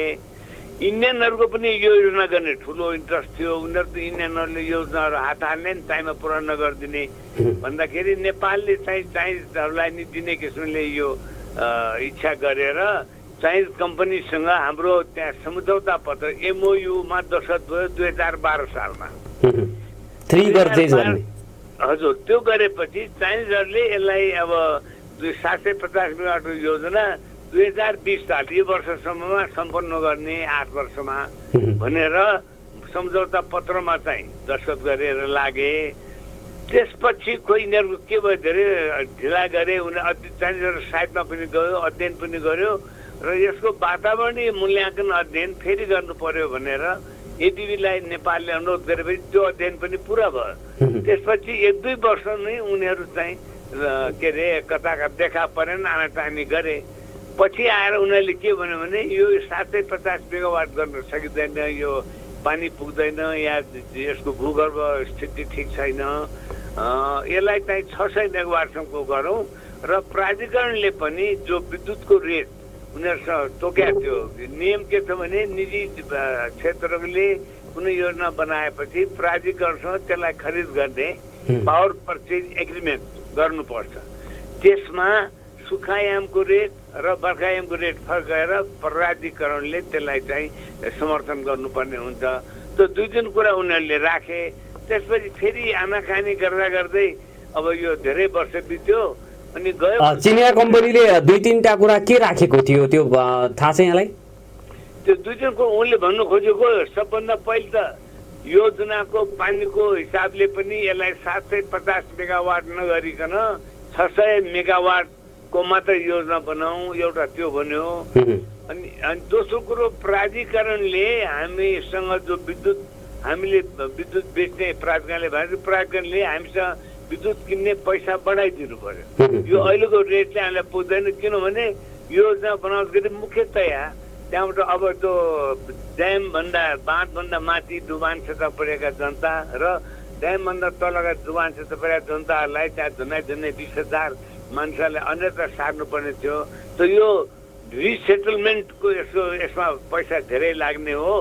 त्यस कारणले हामीले यो आर्थिक यो रेटमा किन्न सक्दैनौँ भने तिनीहरूले। र त्यसपछि नेपाल सरकारले विचार गर्ने उसैमा चाहिँ त्यसपछि फेरि उनीहरू धेरै वर्षमा आएन, गायब भएर हुँदा गएको साल सन् 2019 को मार्चमा यो लगानी सम्मेलन नेपालले गर्यो। लगानी सम्मेलन कस्तो भन्नुहुन्छ भने नेपाललाई आर्थिक सहयोग गर्ने अन्तर्राष्ट्रिय देश र संस्थाहरू विश्व बैंक, IMF लगायत एडिबी लगायतका झन्डै 35-36 वटा संस्थाहरू छन् जसले नेपाललाई सहयोग गर्छ। त त्यो आर्थिक सम्मेलनमा नेपालले आफूलाई के प्रोजेक्ट चाहिएको छ के गर्नुपर्छ त्यो प्रस्तावित गर्छ अनि डोनरहरूले चाहिँ त्यसमा कुनै योजना छानेर ल यो हामी गरिदिन्छौँ भनेपछि त्यही अनुसार एग्रिमेन्टहरू अगाडि बढ्छन्। त त्यसमा नेपालले पनि यो कुरा राख्दाखेरि चाइनिजहरूले पनि मन गरेनन्। हुन त चाइनिजहरू त्यो सम्मेलनमा थिए, अरू योजनामा उनीहरूले पैसा हाले र अनि अरूले पनि यसमा इन्ट्रेस्ट लिएनन् किनभने चाइनाले हात हालेको कुरो किन हाल्ने भन्ने होला, के राजनीति पनि होला भनेपछि यो वर्षमा अहिले गएर के भने अब नेपालले फेरि आन्तरिक मिटिङ गरेर अनि लगानी बोर्डसँग, नेपालमा लगानी बोर्ड छ यो विदेशी प्रोजेक्टहरू गर्ने र विद्युतमा 500 मेगावाट भन्दा बढी क्षमताका सबै योजनाहरू लगानी बोर्ड मार्फत मात्रै अगाडि बढाइन्छन्। त्यसको अध्यक्ष स्वयं प्रधानमन्त्री हुनुहुन्छ र विभिन्न मन्त्रालयका मन्त्रीज्यूहरू सचिवहरू हुनुहुन्छ। त अन्तमा गएर चाइनिजहरूले किसिमले अब अफिसियली लेखेर हामी गर्दैनौँ भन्दाखेरि पनि अलिकति त्यो राजनीतिक रूपले सेन्सिटिभ जस्तो भयो। नेपालले पनि अब तिमीलाई हामीले खारिज गरेर निकालिदिन्छौँ, छिमेकीलाई निकाले जस्तो भन्नलाई पनि डिप्लोमेटिकली मिलेन। त्यही भएर समझदारीमा चाहिँ चीनले नगर्ने भन्यो, नेपाल फेरिलाई पनि लौ त अब हामी अर्को विकल्प हेर्छौँ भन्ने मनस्थितिमा पुगे र अहिले आएर के भयो भन्नुहुन्छ भने माथि यो सेती योजना सँगसँगै त्यो सेती बेसिनमा तल डाउनस्ट्रिम दिपायल नजिक चाहिँ SR6 Seti river project number 6 भन्ने पनि एउटा योजना छ। त्यसको त्यो अध्ययन 1993 मा म नै त्यो कर्णाली बेसिनको अध्ययन मैले गराएको, जाइकाले गरेको हो। त त्यो 600 मेगावाट त्यहाँ पनि योजना भएको हुनाले माथिको एउटै मात्रै ड्याम बनाउने, ड्यामबाट 2टा टनल लग्यो भने एउटा पानीबाट पश्चिम सेती 750 नै बनाउने विद्युत निकाल्ने, अर्को टनलले SR6बाट 450 निकाल्ने, जम्मा 1200 मेगावाटको एउटै प्याकेजमा प्रोजेक्ट गर्नेतिर लागेको छ अहिले नेपाल सरकार। त्यो बुझियो। अहिले चाहिँ त्योतर्फ चाहिँ प्रगति मतलब गृह कार्य नेपाल सरकारले गरिराखेको छ। अब अर्थमन्त्रीले अस्ति बजेट बाटो भन्दाखेरि बाह्य स्रोत समेत जुटाई कर्णाली बुढी गण्डकी पश्चिम सेती योजनाहरू हामी अगाडि बढाउँछौँ भन्ने बजेट भाषणमा भन्नुभयो। त्यसको अर्थ के हो भने बाहिरको स्रोत पनि जुटाउँछौँ, नभए हामी आन्तरिक स्रोतबाट भए पनि यी प्रोजेक्टहरूलाई बढाउँछौँ। बुढी गण्डकी 1200 मेगावाटको छ, कर्णाली योजना त 10,000 मेगावाटको कर्णाली चिसापानी त्यो भएको हुनाले अब यो चाहिने करिब भनौँ न उनीहरूले नगर्ने आशय क्लियर गरिसके। नेपालले विकल्प खोज्दाखेरि अब त्यो SR6 को पनि डाटा पुरा लिएर उनीहरू टेन्डर गर्ने मनसायमा छन्। त्यसमा के भनिन्छ भने पश्चिम सेती योजना मात्रै गरे पनि ठिक छ, आउनुहोस्, नभए प्याकेज नगर्ने भयो भने पनि आउनुहोस् भन्ने मनसायले डकुमेन्ट तयार गर्दैछन्। अब प्याकेज नगर्दाखेरि के हुन्छ भने तलको योजना 1.5 अरब डलर अर्थात् 1,50 करोड डलर हो। कर्णाली चिसापानी होइन, यो पश्चिम सेती। कर्णाली चिसापानीको त 15 बिलियन डलर हो बाबु, त्यो त 10,000 मेगावाट हो कि। यो योजना छ जम्मा 750 मेगावाट हो। यसको लागत 1.5 बिलियन डलर अर्थात् 1 अरब होइन 50 करोड त्यो तेरे पैसा लाग्ने हाम्रो हिसाबले 1 खरब 50 अरब रुपियाँ पुग्ला। त दुईटै सँगै गर्दाखेरि के छ भनेदेखि यसमा हाम्रो SR6 चाहिँ 1 अरब डलरमा बन्ने अनि पश्चिम सेती 1.5 डलरमा बन्ने भने 2.6 डलर अर्थात् 2 खरब 60 अरब डलरमा दुईटै बन्ने भए। अलग अलग बनायो भने कस्ट चाहिँ 2-3 खरब रुपियाँले बढ्छ। त अहिले मैले हिजो जलस्रोत ऊर्जा मन्त्रालय पनि बुझेँ, यो लगानी बोर्ड पनि बुझ्दाखेरि के देख्यो भने यो चाहिँ यसतर्फ सरकार चाहिँ गर्नु चाहिँ एकदमै इच्छुक छ। तर अब यसलाई नयाँ मोडेलिटीमा जानु पर्यो। चाइनाले नगर्ने भए अब चाइनाले लिन्छु भन्दाखेरि यहाँ त पुरा विश्वासमा थियो। पश्चिममा पनि सेतीमा पनि त्यहाँ मान्छेहरू उत्साहित भएको थिए र त्यो बेला चाइनिज एग्रिमेन्टमा के भनिएको थियो अरूको भने त्यो MOU-मा 750 मध्ये 150 मेगावाट एक्सक्लुसिभली सुदूरपश्चिममा मात्रै युज गर्ने, 600 मात्रै प्रसारण लाइनमा हाल्ने हो। दोस्रो चाइनिजले त्यसमा 75% सेयर हाल्ने, 25% सेयर नेपाल विद्युत प्राधिकरणले हाल्ने। र चाइनिजले आफ्नो सेयर मध्येबाट सुदूरपश्चिमका सेयर धनीको इच्छुक जनता छन् भने उनलाई पनि दिने। सुमेकमा फेरि के छ भने पहिलेको एग्रिमेन्टमा चाहिँ 10% के अरे ऊर्जा नेपाललाई फ्री दिने, 90% भारत निर्यात गर्ने कुरा थियो। तर अहिले आएर यति वर्ष बित्यो, अब त त्यो बिजुली हामीलाई नै चाहिन्छ। त्यो भएको हुनाले वर्तमान स्थिति त्यस्तो छ। अब यसमा के छ बाबु भन्नुहुन्छ भने अब यो योजना बनेपछि नेपालभित्र नै यो उपयोग हुन्छ। अहिले हाम्रो जम्मा जम्मी माग 1600 मेगावाट पुगेको हुन्छ सुक्खायाममा म्याक्सिमम। हाम्रो क्षमता भनेको जम्मा 1100 मेगावाट मात्रै छ। त्यही भएर सुक्खायाममा हामी 500 मेगावाट बिजुली इन्डियाबाट आयात गर्छौँ धेरै महँगो पैसा तिरेर। तर अब यही बिचमा के भयो भने इन्डियाबाट विद्युत आयात गर्ने ढल्केबारमा सबस्टेसन पनि बन्यो, त्यो पनि सजिलो भयो। अनि निजी क्षेत्रका धेरै कम्पनीहरू माथि आइसकेर यो वर्षभित्रैमा यो अप्पर तामाकोशी प्रोजेक्ट 456 मेगावाटको त्यो पनि तयार छ, त्यो पनि बन्छ। निजी क्षेत्रका अरू केही योजना पनि छन्। सब गर्दाखेरिमा अब यो 750 मेगावाट पहिलेको भन्दा अहिले कम सान्दर्भिक भयो। तर यो योजना भोलि अब 2025 सालमा 30 सालमा त हाम्रो डिमान्ड चाहिँ 4500 मेगावाट हुन्छ। यो योजना बनाउँदाखेरि पनि झमै 8-10 वर्ष लाग्छ भने त्यो बेलासम्म ठिक्क यो योजनाको हाम्रो ठुलो उपादेयता पनि छ। र त्यस कारणले अब संक्षेपमा भन्दाखेरि सुमेकले काम गरिदिएन, उसलाई क्यान्सल गर्नु पर्यो। अनि यो चाइनिजले पनि गर्छु भने उत्साहवर्धक काम गर्यो। तर अब 2012देखि अब 8 वर्ष भइसक्यो। यो वर्ष त योजना सञ्चालनमा आएर विद्युत सप्लाई गर्नुपर्ने एमओयूमा लेखेको छ, त्यो पनि भएन। अब अनि नेपाल सरकारले अहिले के भने ल त विकल्पको रूपमा यो दुईटा योजनालाई सँगै हेरेर एउटा प्याकेज डिल जस्तो गरेर इन्टरनेसनल टेन्डर गर्ने होला, बोलपत्ता आउन गर्ने होला, या अर्को लगानी समेलमा राख्छ होला, नभए सिङ्गल गर्ने पनि होला भन्ने हिसाबले सरकारले यसमा अब इन्ट्रेस्ट त लियो।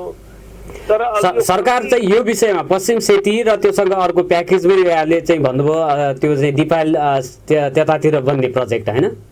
मतलब SR6 भन्ने अर्को योजना पनि छ। दुईटैको कम्बाइन्ड क्यापेसिटी पश्चिम सेती र SR6 जोड्यो भने 1200 मेगावाटको योजना बन्छ। दुईटै योजना जोड्दाखेरिमा के छ भनेदेखि त्यसमा झन्डै हाम्रो $1.5-2 अरब बचत हुन्छ। र ठुला लगानीकर्ता कोही आयो भने उनीहरूलाई बढी प्याकेजमा लगानी गर्नलाई अब त्यस्तो पनि उनको आफ्नो इच्छा पनि हुन्छ, किन उनको रिटर्न बढी आउने भयो। तर यो सबै कुरो अझ अब एक्सप्लोर गर्नु छ। गभर्मेन्टले बोलाएर SR6 को केही डाटा कलेक्सन रिपोर्टहरू उनीहरू अझ बनाउँदैछन्। 2-4 महिना त्यसमा लाग्ला। यो कारणले गर्दाखेरि धेरै कुरा अलमलिया छ भन्दाखेरि 5-7 महिनासम्म त्यो सरकारले डकुमेन्ट तयार गरेर अनि अन्तर्राष्ट्रिय स्तरमा कम्पनीहरूलाई भाग लिन आह्वान गर्ने जस्तो देखिन्छ। अनि जस्तो कि सुदूरपश्चिमका नागरिकहरूले भन्ने गरेको चाहिँ के छ भने काठमाडौँमा रहेका शासकहरू अथवा केन्द्र सरकारले सुदूरपश्चिमको विकासको लागि उसले सोच्दैन, विकासको लागि उसले यहाँ चाहिँ ध्यानै दिँदैन भन्ने जुन चाहिँ गुनासो रहँदै आएको छ। यो गुनासो हिजोका दिनसम्म जायज थियो, तर अहिले चाहिँ यो गुनासो गर्नुपर्ने स्थिति अब चाहिँ छैन जस्तो अनुभूति गर्न सकिने अवस्था बनिसक्यो हो। बाबु नारायणजी, अब यो कसो भने हेर्नुहोस्, पहिले सुरु हुँदाखेरिमा एउटा खालको व्यवस्था थियो। अब हाम्रो सँगै व्यवस्था गएपछि हाम्रो प्रान्तीय सरकार, स्थानीय सरकारहरू पनि छन्। अब प्रान्तीय सरकारले पनि सेवा नगरौँ त भन्दैन, तर केन्द्र सरकारसँग लडीमरेको लागेको पनि देखिँदैन। गरौँ त नै भन्दैनन्, खोइ त आएनन्। अब यसमा सुदूरपश्चिमको लागि अहिले लाइफ लाइन जस्तै भनौँ, अब हाम्रो नगरी नहुने साँझ प्राण जोगाउने 4वटा प्रोजेक्ट छन् बाबु। एउटा विद्युततर्फ पश्चिम सेती र कर्णाली चिसापानी, अर्को योजना भनेको यो के अरे महाकाली करिडोर सुरक्षा डिस्कभरी टिङ्करसम्म जो जाने बाटो छ त्यो टाइममा पुरा हुनु पर्यो। सेती लोकमार्ग 2टा छन्। यी 4वटा प्रोजेक्टहरू हाम्रो सुदूरपश्चिमको विकासको लागि अनिवार्य शर्त जस्ता छन्, किनभने यो पूर्वाधार नभइकन अरू विकास अगाडि बढ्न सक्दैनन्। यो सन्दर्भमा अब म एउटा के भन्छु भन्नुहुन्छ भने 10-12 वर्ष पहिले एउटा सेती सरोकार समूह पनि छ। त्यो मेरो विचारले अहिले पनि सक्रिय छैन के होला त्यहाँ साथीहरू। अनि हामीले 10-12 वर्ष पहिले काठमाडौँमा सङ्घ होटलमा उहाँहरूकै के अरे अग्रसरतामा गिरिजा कोइराला प्रतिष्ठानको सहयोगमा एउटा इन्टरेक्सन प्रोग्राम अन्तर्क्रिया गरेका थियो काठमाडौँको शङ्कर होटलमा। त्यसमा चाइनिज एम्बेसडर पनि थिए, हाम्रो जलस्रोतका मन्त्रीहरू पनि थिए, हामीहरू पनि थियौँ, साथीहरू पनि थिए। त्यो बेला झकझकाएको हो। तब अहिले के थियो के भन्नु, अब त्यो त्यतिकै सेलायो। अब मुख्य कुरा दुईटा छ बाबु मैले देखाएँ। एउटा त ठुल्ठुला यस्तो योजनाहरू जहाँ स्वदेशी लगानी पनि पुग्दैन, ठुलो अग्रसरता चाहियो, विदेशी लगानी चाहिन्छ। त्यो सन्दर्भमा मेजर डिसिजन र प्रयास त राजनीतिक स्तरमै हुनु पर्यो। हाम्रो नेतृत्व सुदूरपश्चिमको नेतृत्वले नै त्यसमा अलिकति बढी चासो अग्रसरता देखाएर यो बढाउने सँगै सरकारसँग पनि कुरा गर्नु पर्यो। अब के छ अरूको भने अहिले 53 जना कि 54 जना हाम्रो मान्य सदस्यहरू हुनुहुन्छ सुदूरपश्चिमका 9 जिल्लाबाट। अब विद्युत त जुनसुकै पार्टी हो, जुनसुकै आस्था हो, सबैलाई चाहिने नै हो, बाटो पनि चाहिने नै हो। उहाँहरूले संयुक्त रूपले कुनै आवाज उठाएर प्राइम मिनिस्टरका ठट्टाएर पनि त त्यो कुरा संसदमा त राख्न मिल्छ। अब के भन्नु मिल्छ, लौ सरकारले यो खेती योजना अगाडि बढाउने कुरो ल्याएबाट हामीलाई खुसी छ, तर यसको कार्यान्वयनको लागि एक एक कदम बाई कदम के गर्ने हो प्लान तयार गरेर छिटो गर्नु पर्यो भनेर अहिले त संसद चलिरहेको छ, एउटा त्यहाँ राख्नु पर्यो। त्यसपछि त्यसको फलोअप अनुसरणमा अब नागरिक समाजका सुदूरपश्चिमका साथीहरू, सुदूरपश्चिम यो पश्चिमाञ्चल प्रदेशका मन्त्रीज्यूहरू, मुख्यमन्त्रीज्यूहरू उहाँले आएर अन्तर्क्रिया गर्नु पर्यो र जनताको प्रयास पनि नभइकन नेतृत्ववर्ग झकझकाउँदैन। नेतृत्ववर्गको प्रयास नभएसम्म सरकारले यो ठुलो काममा त्यति साह्रो हुन्छ। नेपाल सरकार त कयौँ अरू योजना छन्, अन्य अरू प्रायोरिटी छन्। अहिले यो कारणले गर्दा अरबौँ रुपियाँ यहाँ खर्च भइसक्यो।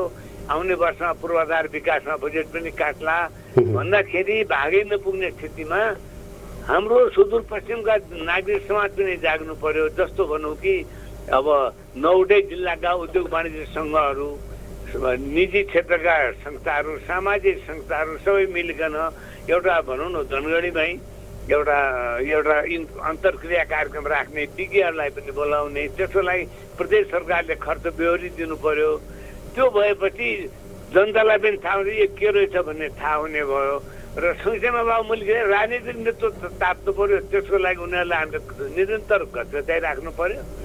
नागरिक समाज पनि जागृत भएर अलिकति नेतृत्ववर्गलाई के गर्दैछौ भनिकन फलोअप गर्ने काम गर्नु नै अहिलेको लागि आवश्यक कदम देख्छु। र जुन बिजुली उत्पादन हुन्छ त्यो कहाँ खपत गर्ने भन्ने समस्या त अब रहँदैन। जस्तो कि मागको चाहिँ कुराहरू विद्युतीकरण अब गाउँ सहर सबै हुँदाखेरि त्यो खपत भइहाल्छ। अर्को कुरा अब एलपिजी ग्यास लगायत पेट्रोल डिजललाई पनि प्रतिस्थापन गर्ने किसिमले सरकारले योजना रणनीतिहरू बनायो भने त जतिसुकै धेरै उत्पादन भयो त्यो त खपत गर्न सकिन्छ। खपत कहाँ गर्ने भन्ने समस्या त रहेन नि। अब उत्पादन बरु कसरी गर्ने भन्ने मात्रै भयो। खपतको समस्या छैन। किनभनेदेखि हाम्रो आफ्नो माग नै मैले भने नि सेतु योजना अहिले हामीले सुरु गऱ्यौँ भने 8-10 वर्ष लाग्छ। त्यो बेलासम्म हामीलाई नै 4000 4500 मेगावाट बिजुली चाहिन्छ क्या बाबु। भनेपछि त अहिले त जम्मा हामीसँग 1600 छ भनेपछि त 800 थप्दाखेरि त हामीलाई अझ पुग्दैन। त्यही भएर खतमको अहिले प्रब्लम छैन। मुख्य कुरो यसको कार्यान्वयन हो। कार्यान्वयन आफै हुँदैन, त्यसको लागि राजनीतिक इच्छा शक्ति सरकारी लेभलबाट यसका प्रयासहरू चाहिँ सार्थक प्रयासहरू हुन आवश्यक छ। मैले यहाँनिर यहाँलाई चाहिँ जो सोध्न चाहे, प्रदेश सरकारले यदि चाह्यो भने उसले चाहिँ यो कार्यान्वयन गर्न, यसलाई सम्पन्न गर्न सामर्थ्य राख्छ कि राख्दैन? सरकारले राख्छ बाबु। प्रदेश सरकार म भन्छु किन भन्नुहुन्छ भने प्रदेश सरकारको सामर्थ्य त पुग्दैन। केन्द्रीय सरकारले प्रदेश सरकारसँग पनि मिलेर भनौँ न, हामीले सुदूरपश्चिमबाट सेयर को हाल्ने हो भने गभर्मेन्ट त 1.5-2 अरब रुपियाँ त त्यहीँ आउँछ बाबु, हो कि? एउटा नारा पनि रहेको छ, नेपालीको लगानी के अरे चाहिँ जनताको लगानी नेपालको पानी कि के यस्तै भन्ने नारा पनि रहेको छ। नारा त बनाए, त्यो अनुसार काम भएको छैन, बोलाइराखेको। तर त्यो लगानी अहिले के भने सानसाना योजनाहरू, निजी क्षेत्रका योजनाहरू जसले जम्मा 500-600 मेगावाट निजी क्षेत्र पनि उत्पादन गर्छ। अहिले सरकारी क्षेत्र हाइड्रो पावर पनि 500-600 क्षेत्र छ। र त्यसपछि यो सानसानाहरू त यो माइक्रो हाइड्रो भयो, सौर्य ऊर्जा, यिनीहरू चाहिँ अरूबाट धेरै ठुलो योगदान भइरहेछ। तर एउटा कुरा यहाँनिर के छ भाउ, दीर्घकालमा त यो खपतलाई दुईटा विकल्प भने मतलब पर्सपेक्टिभ छन्। पर्सपेक्टिभ भने खपत हुन्छ, कारण के भने नेपालको जम्मा ऊर्जा खपत छैन। ऊर्जा भनेको जस्तो अब पावर भयो, पावरलाई कतिसम्म हामी उपयोग गर्छौँ त्यो ऊर्जा भयो। जस्तो हामी भात पकाउँछौँ, आगो बालेर तातो आउँछ नि, त्यो ऊर्जा हो होइन। त्यो हिसाबले गर्दाखेरि त विद्युतको योगदान हाम्रो दैनिक जिन्दगी उसमा चाहिँ जम्मा 2.5% मात्र 3% मात्रै छ बाबु अहिले हो। अहिले त्यो किनभने जम्मा ऊर्जा 50 अरब कति जौल भन्छ, त्यसमा चाहिँ विद्युतको 3.5% छ। दाउरा काठको प्रतिशत 75% छ, त्यो भएर वन पनि नाश हुन लागेको छ। अनि पेट्रोल हाम्रो 12% खपत हुन्छ, डिजललाई पनि पकाउने कामको लागि पनि। अनि त्यो बाहेक गाईको गोबर सोबर पनि उपयोग हुन्छ। यो सब गर्दाखेरि अनि माइक्रो हाइड्रो गर्दाखेरिमा ऊर्जाको जम्मा राष्ट्रको खपतमा विद्युतको योगदान अहिले जम्मा 3.5% छ। भनेपछि यो त एकदमै न्यून हो। एकदमै न्यूनै भने मान्नु। त्यसकारणले हामीले वैकल्पिक ऊर्जा विद्युतले प्रचार गरिकन हामीले गर्यौँ भने विद्युतको स्टोभ बाल्ने, विद्युतको चुलो बाल्ने, खपत बढाउने, उद्योगहरू चलाउने भयो भनेदेखि सस्तो पनि पर्छ। विद्युतीय गाडीहरू भोलि रेलका कुराहरू होलान्, बसहरू सञ्चालन हुन्छन्। सेतुको खपतको दबाउ के पश्चिमी क्षेत्र योजना अहिले अब पूर्व पश्चिम रेल मार्गको कार्यक्रम हुँदैछ नि त। हाम्रो गड्डा चौकीबाट रेल जान्छ, पूर्वसम्म पुग्छ। गड्डा चौकीबाट बुटोल जाने हुँदै रेलको लागि पनि हामीले विद्युत लाइनले बत्ती फिट गर्न सक्छौँ। पश्चिम क्षेत्रको बिजुलीको लाइन सिधा अतरियामा आउँछ, अतरियाबाट हाम्रो महेन्द्रनगर आउँछ।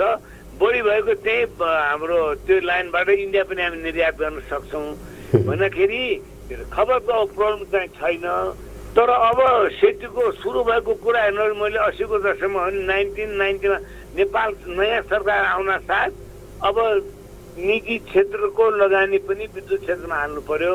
गभर्मेन्टले पैसा हाल्न सक्दैन, विदेशीले मात्रै दिएर पुग्दैन भनेपछि त निजी क्षेत्र अहिले आएर 500-600 मेगावाट निजी क्षेत्रले बनाइसक्यो। भन्दाखेरि त्यो खपतलाई प्रब्लम छैन। अर्को के छ भन्नुहुन्छ भने आन्तरिक रूपले खपत बाहेक पनि उद्योगहरू थपेलान्।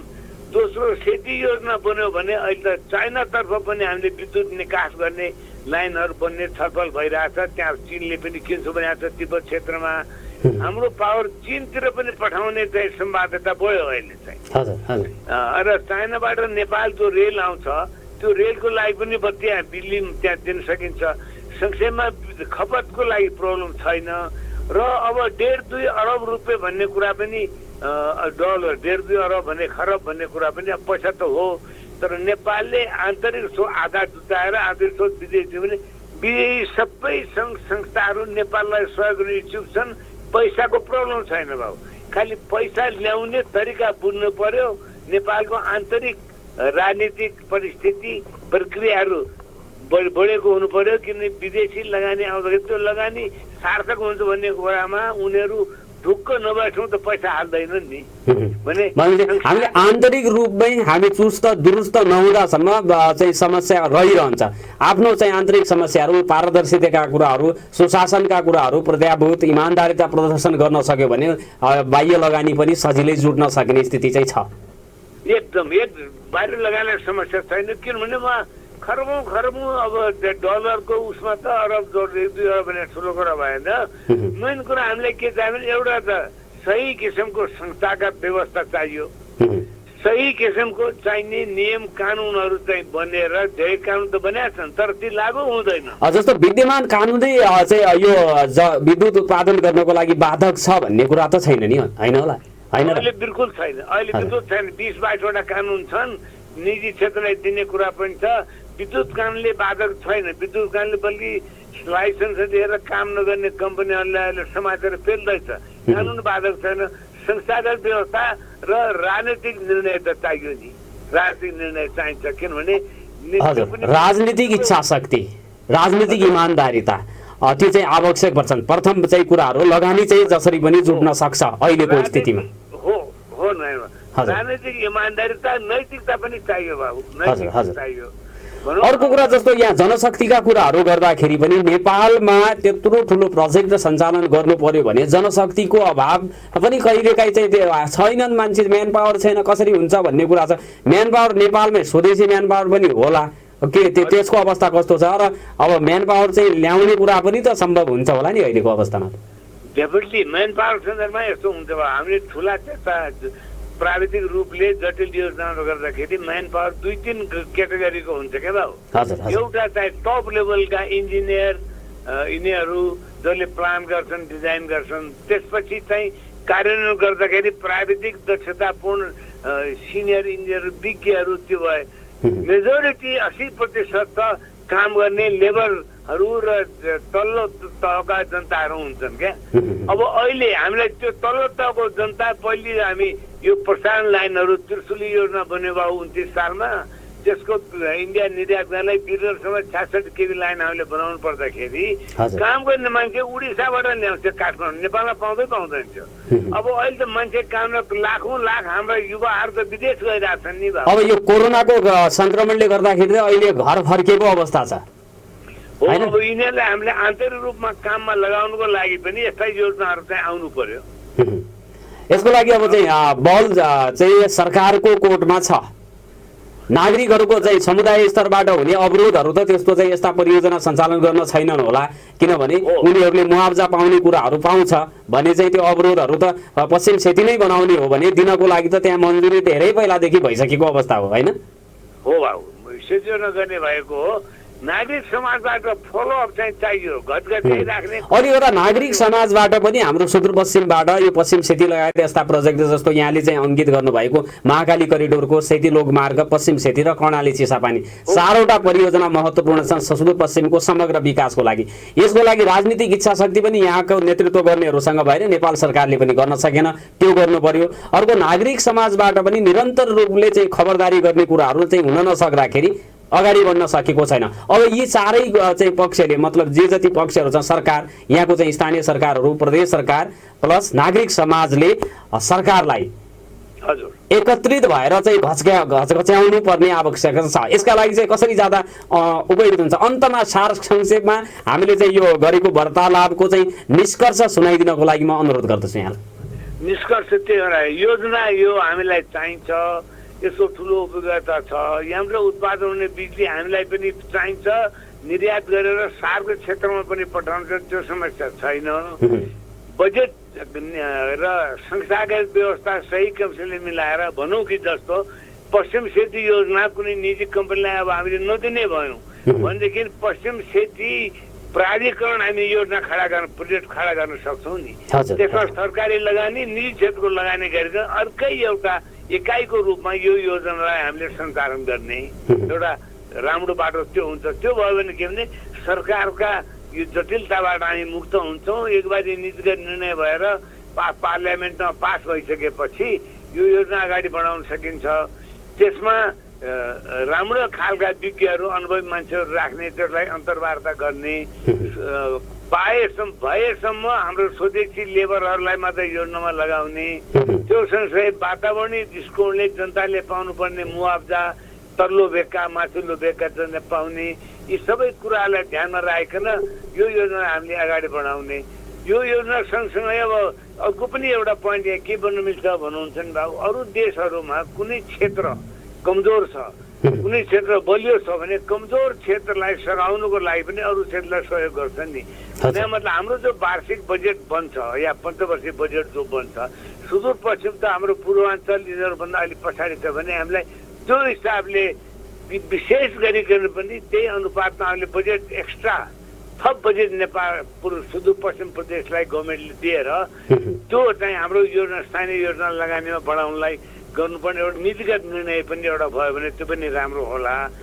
तर अन्ततोगत्ता दुईटा म के छ भने अहिलेसम्मको अनुभवले राजनीतिक नेतृत्व अगाडि नबढेसम्म गभर्मेन्टले निर्णय गर्दैन, निर्णय नगरेसम्म योजना आउँदैन, कुरामा मात्रै रहन्छ। अब यो सुदूरपश्चिमीलेहरूले तात्नु जरुरी छ, यसका लागि तात्नु जरुरी छ। म त के भन्छु भाइ भन्नुहुन्छ भने हाम्रो 4-5 वटा जति पार्टीका मान्यजीहरू हुनुहुन्छ प्रदेशमा, केन्द्रमा, उहाँहरू टप लेभलको लिडरहरू आपसमा विवादमा नपरिकन यो बाबुजी त हाम्रो सबैले चाहिँ एउटा उच्च स्तरीय शीर्षस्थ नेताहरूको सानोतिनो जम गरेर एउटा मिटिङ गरिकन छलफल गरिराख्नुमा के बाबु हामीले गर्नु पर्यो भनेर त्यसको लागि प्रदेश सरकार मुख्यमन्त्रीहरू भयो जलस्रोत मन्त्री हुनुहुन्छ प्रदेशका उहाँहरूले अग्रसरता अलिकति देखाउनु पर्यो। हामीले त भन्ने मात्रै त हो नि, भो लगाए बेला हामीलाई भात चाहियो भन्ने मात्रै हो। त्यो व्यवस्था त सरकारले गर्छ, सरकार नचालेसम्म चामल आउँदैन, चामल नआएसम्म भात बन्दैन, त्यो हो परिस्थिति। अवश्य यो चाहिँ निकै सान्दर्भिक चाहिँ कुराहरू गर्नको लागि हामीलाई समय दिनुभएको छ र यो निकै सार्थक बहस छ सुदूरपश्चिमका लागि र यो बहसमा चाहिँ आएका तथ्यहरूमा मनन गरेर हाम्रो चाहिँ प्रदेश सरकारमा रहनुभएका माननीय सांसद, संघीय सरकारमा हुनुभएका शीर्षस्थ तहमा बस्नुभएका सम्पूर्ण राजनीतिक दलका नेताहरू, स्थानीय तहका चाहिँ प्रमुखहरू र आम नागरिकहरूले आज यो भएको विषयवस्तुमा टेकेर अब चाहिँ सरकारलाई, नेपाल सरकारलाई झकझकाएर सुदूरपश्चिमको समग्र विकासको लागि जुन 4वटा मुख्य परियोजना चाहिँ यहाँले चाहिँ इङ्गित गर्नुभएको छ त्यसमा सार्थक पहल हाम्रो तर्फबाट, सुदूरपश्चिमको तर्फबाट सबैले गर्न जरुरी छ भन्ने चाहिँ निष्कर्ष मैले निकालेँ यो बहसको। हामीलाई समय दिनुभएकोमा हार्दिक धन्यवाद दिन चाहन्छु। अनि एउटा लास्टमा एउटा भने हाम्रो सुदूरपश्चिमाञ्चल सरोकार मञ्च एउटा गैर क्षेत्रको संस्था हामीले राखेका छौँ बाबु यहाँ। रिटायर भएका सिनियर अफिसर, सचिवहरू सबैजना हामी यहाँ छौँ। हामीले चाहिँ लास्ट टाइम एउटा किताब निकाय पुस्तक छ सुदूरपश्चिमको विकास भनेर, पूर्वाधार विकास भनेर एउटा किताब पनि निकालेको छ। त्यो पनि आवश्यक पर्यो भने म त्यहाँ पठाइदिन सक्छु होइन। यो त हामीलाई एकदमै आवश्यक पर्छ। अब यो कोरोना संक्रमण खुलेपछि धनगढी अथवा सुदूरपश्चिम आउनुभयो डडेलधुराको लागि भने कृपया जानकारी म पाऊँ। यो सामाजिक के अरे चाहिँ मिडियाबाट पनि भने म निरन्तर यहाँको चाहिँ सम्पर्कमा हुनेछु र उक्त सरोकार मञ्चले पनि अब विज्ञहरू हुनुहुन्छ तपाईँहरूले चाहिँ मार्गनिर्देश गर्नुहोला।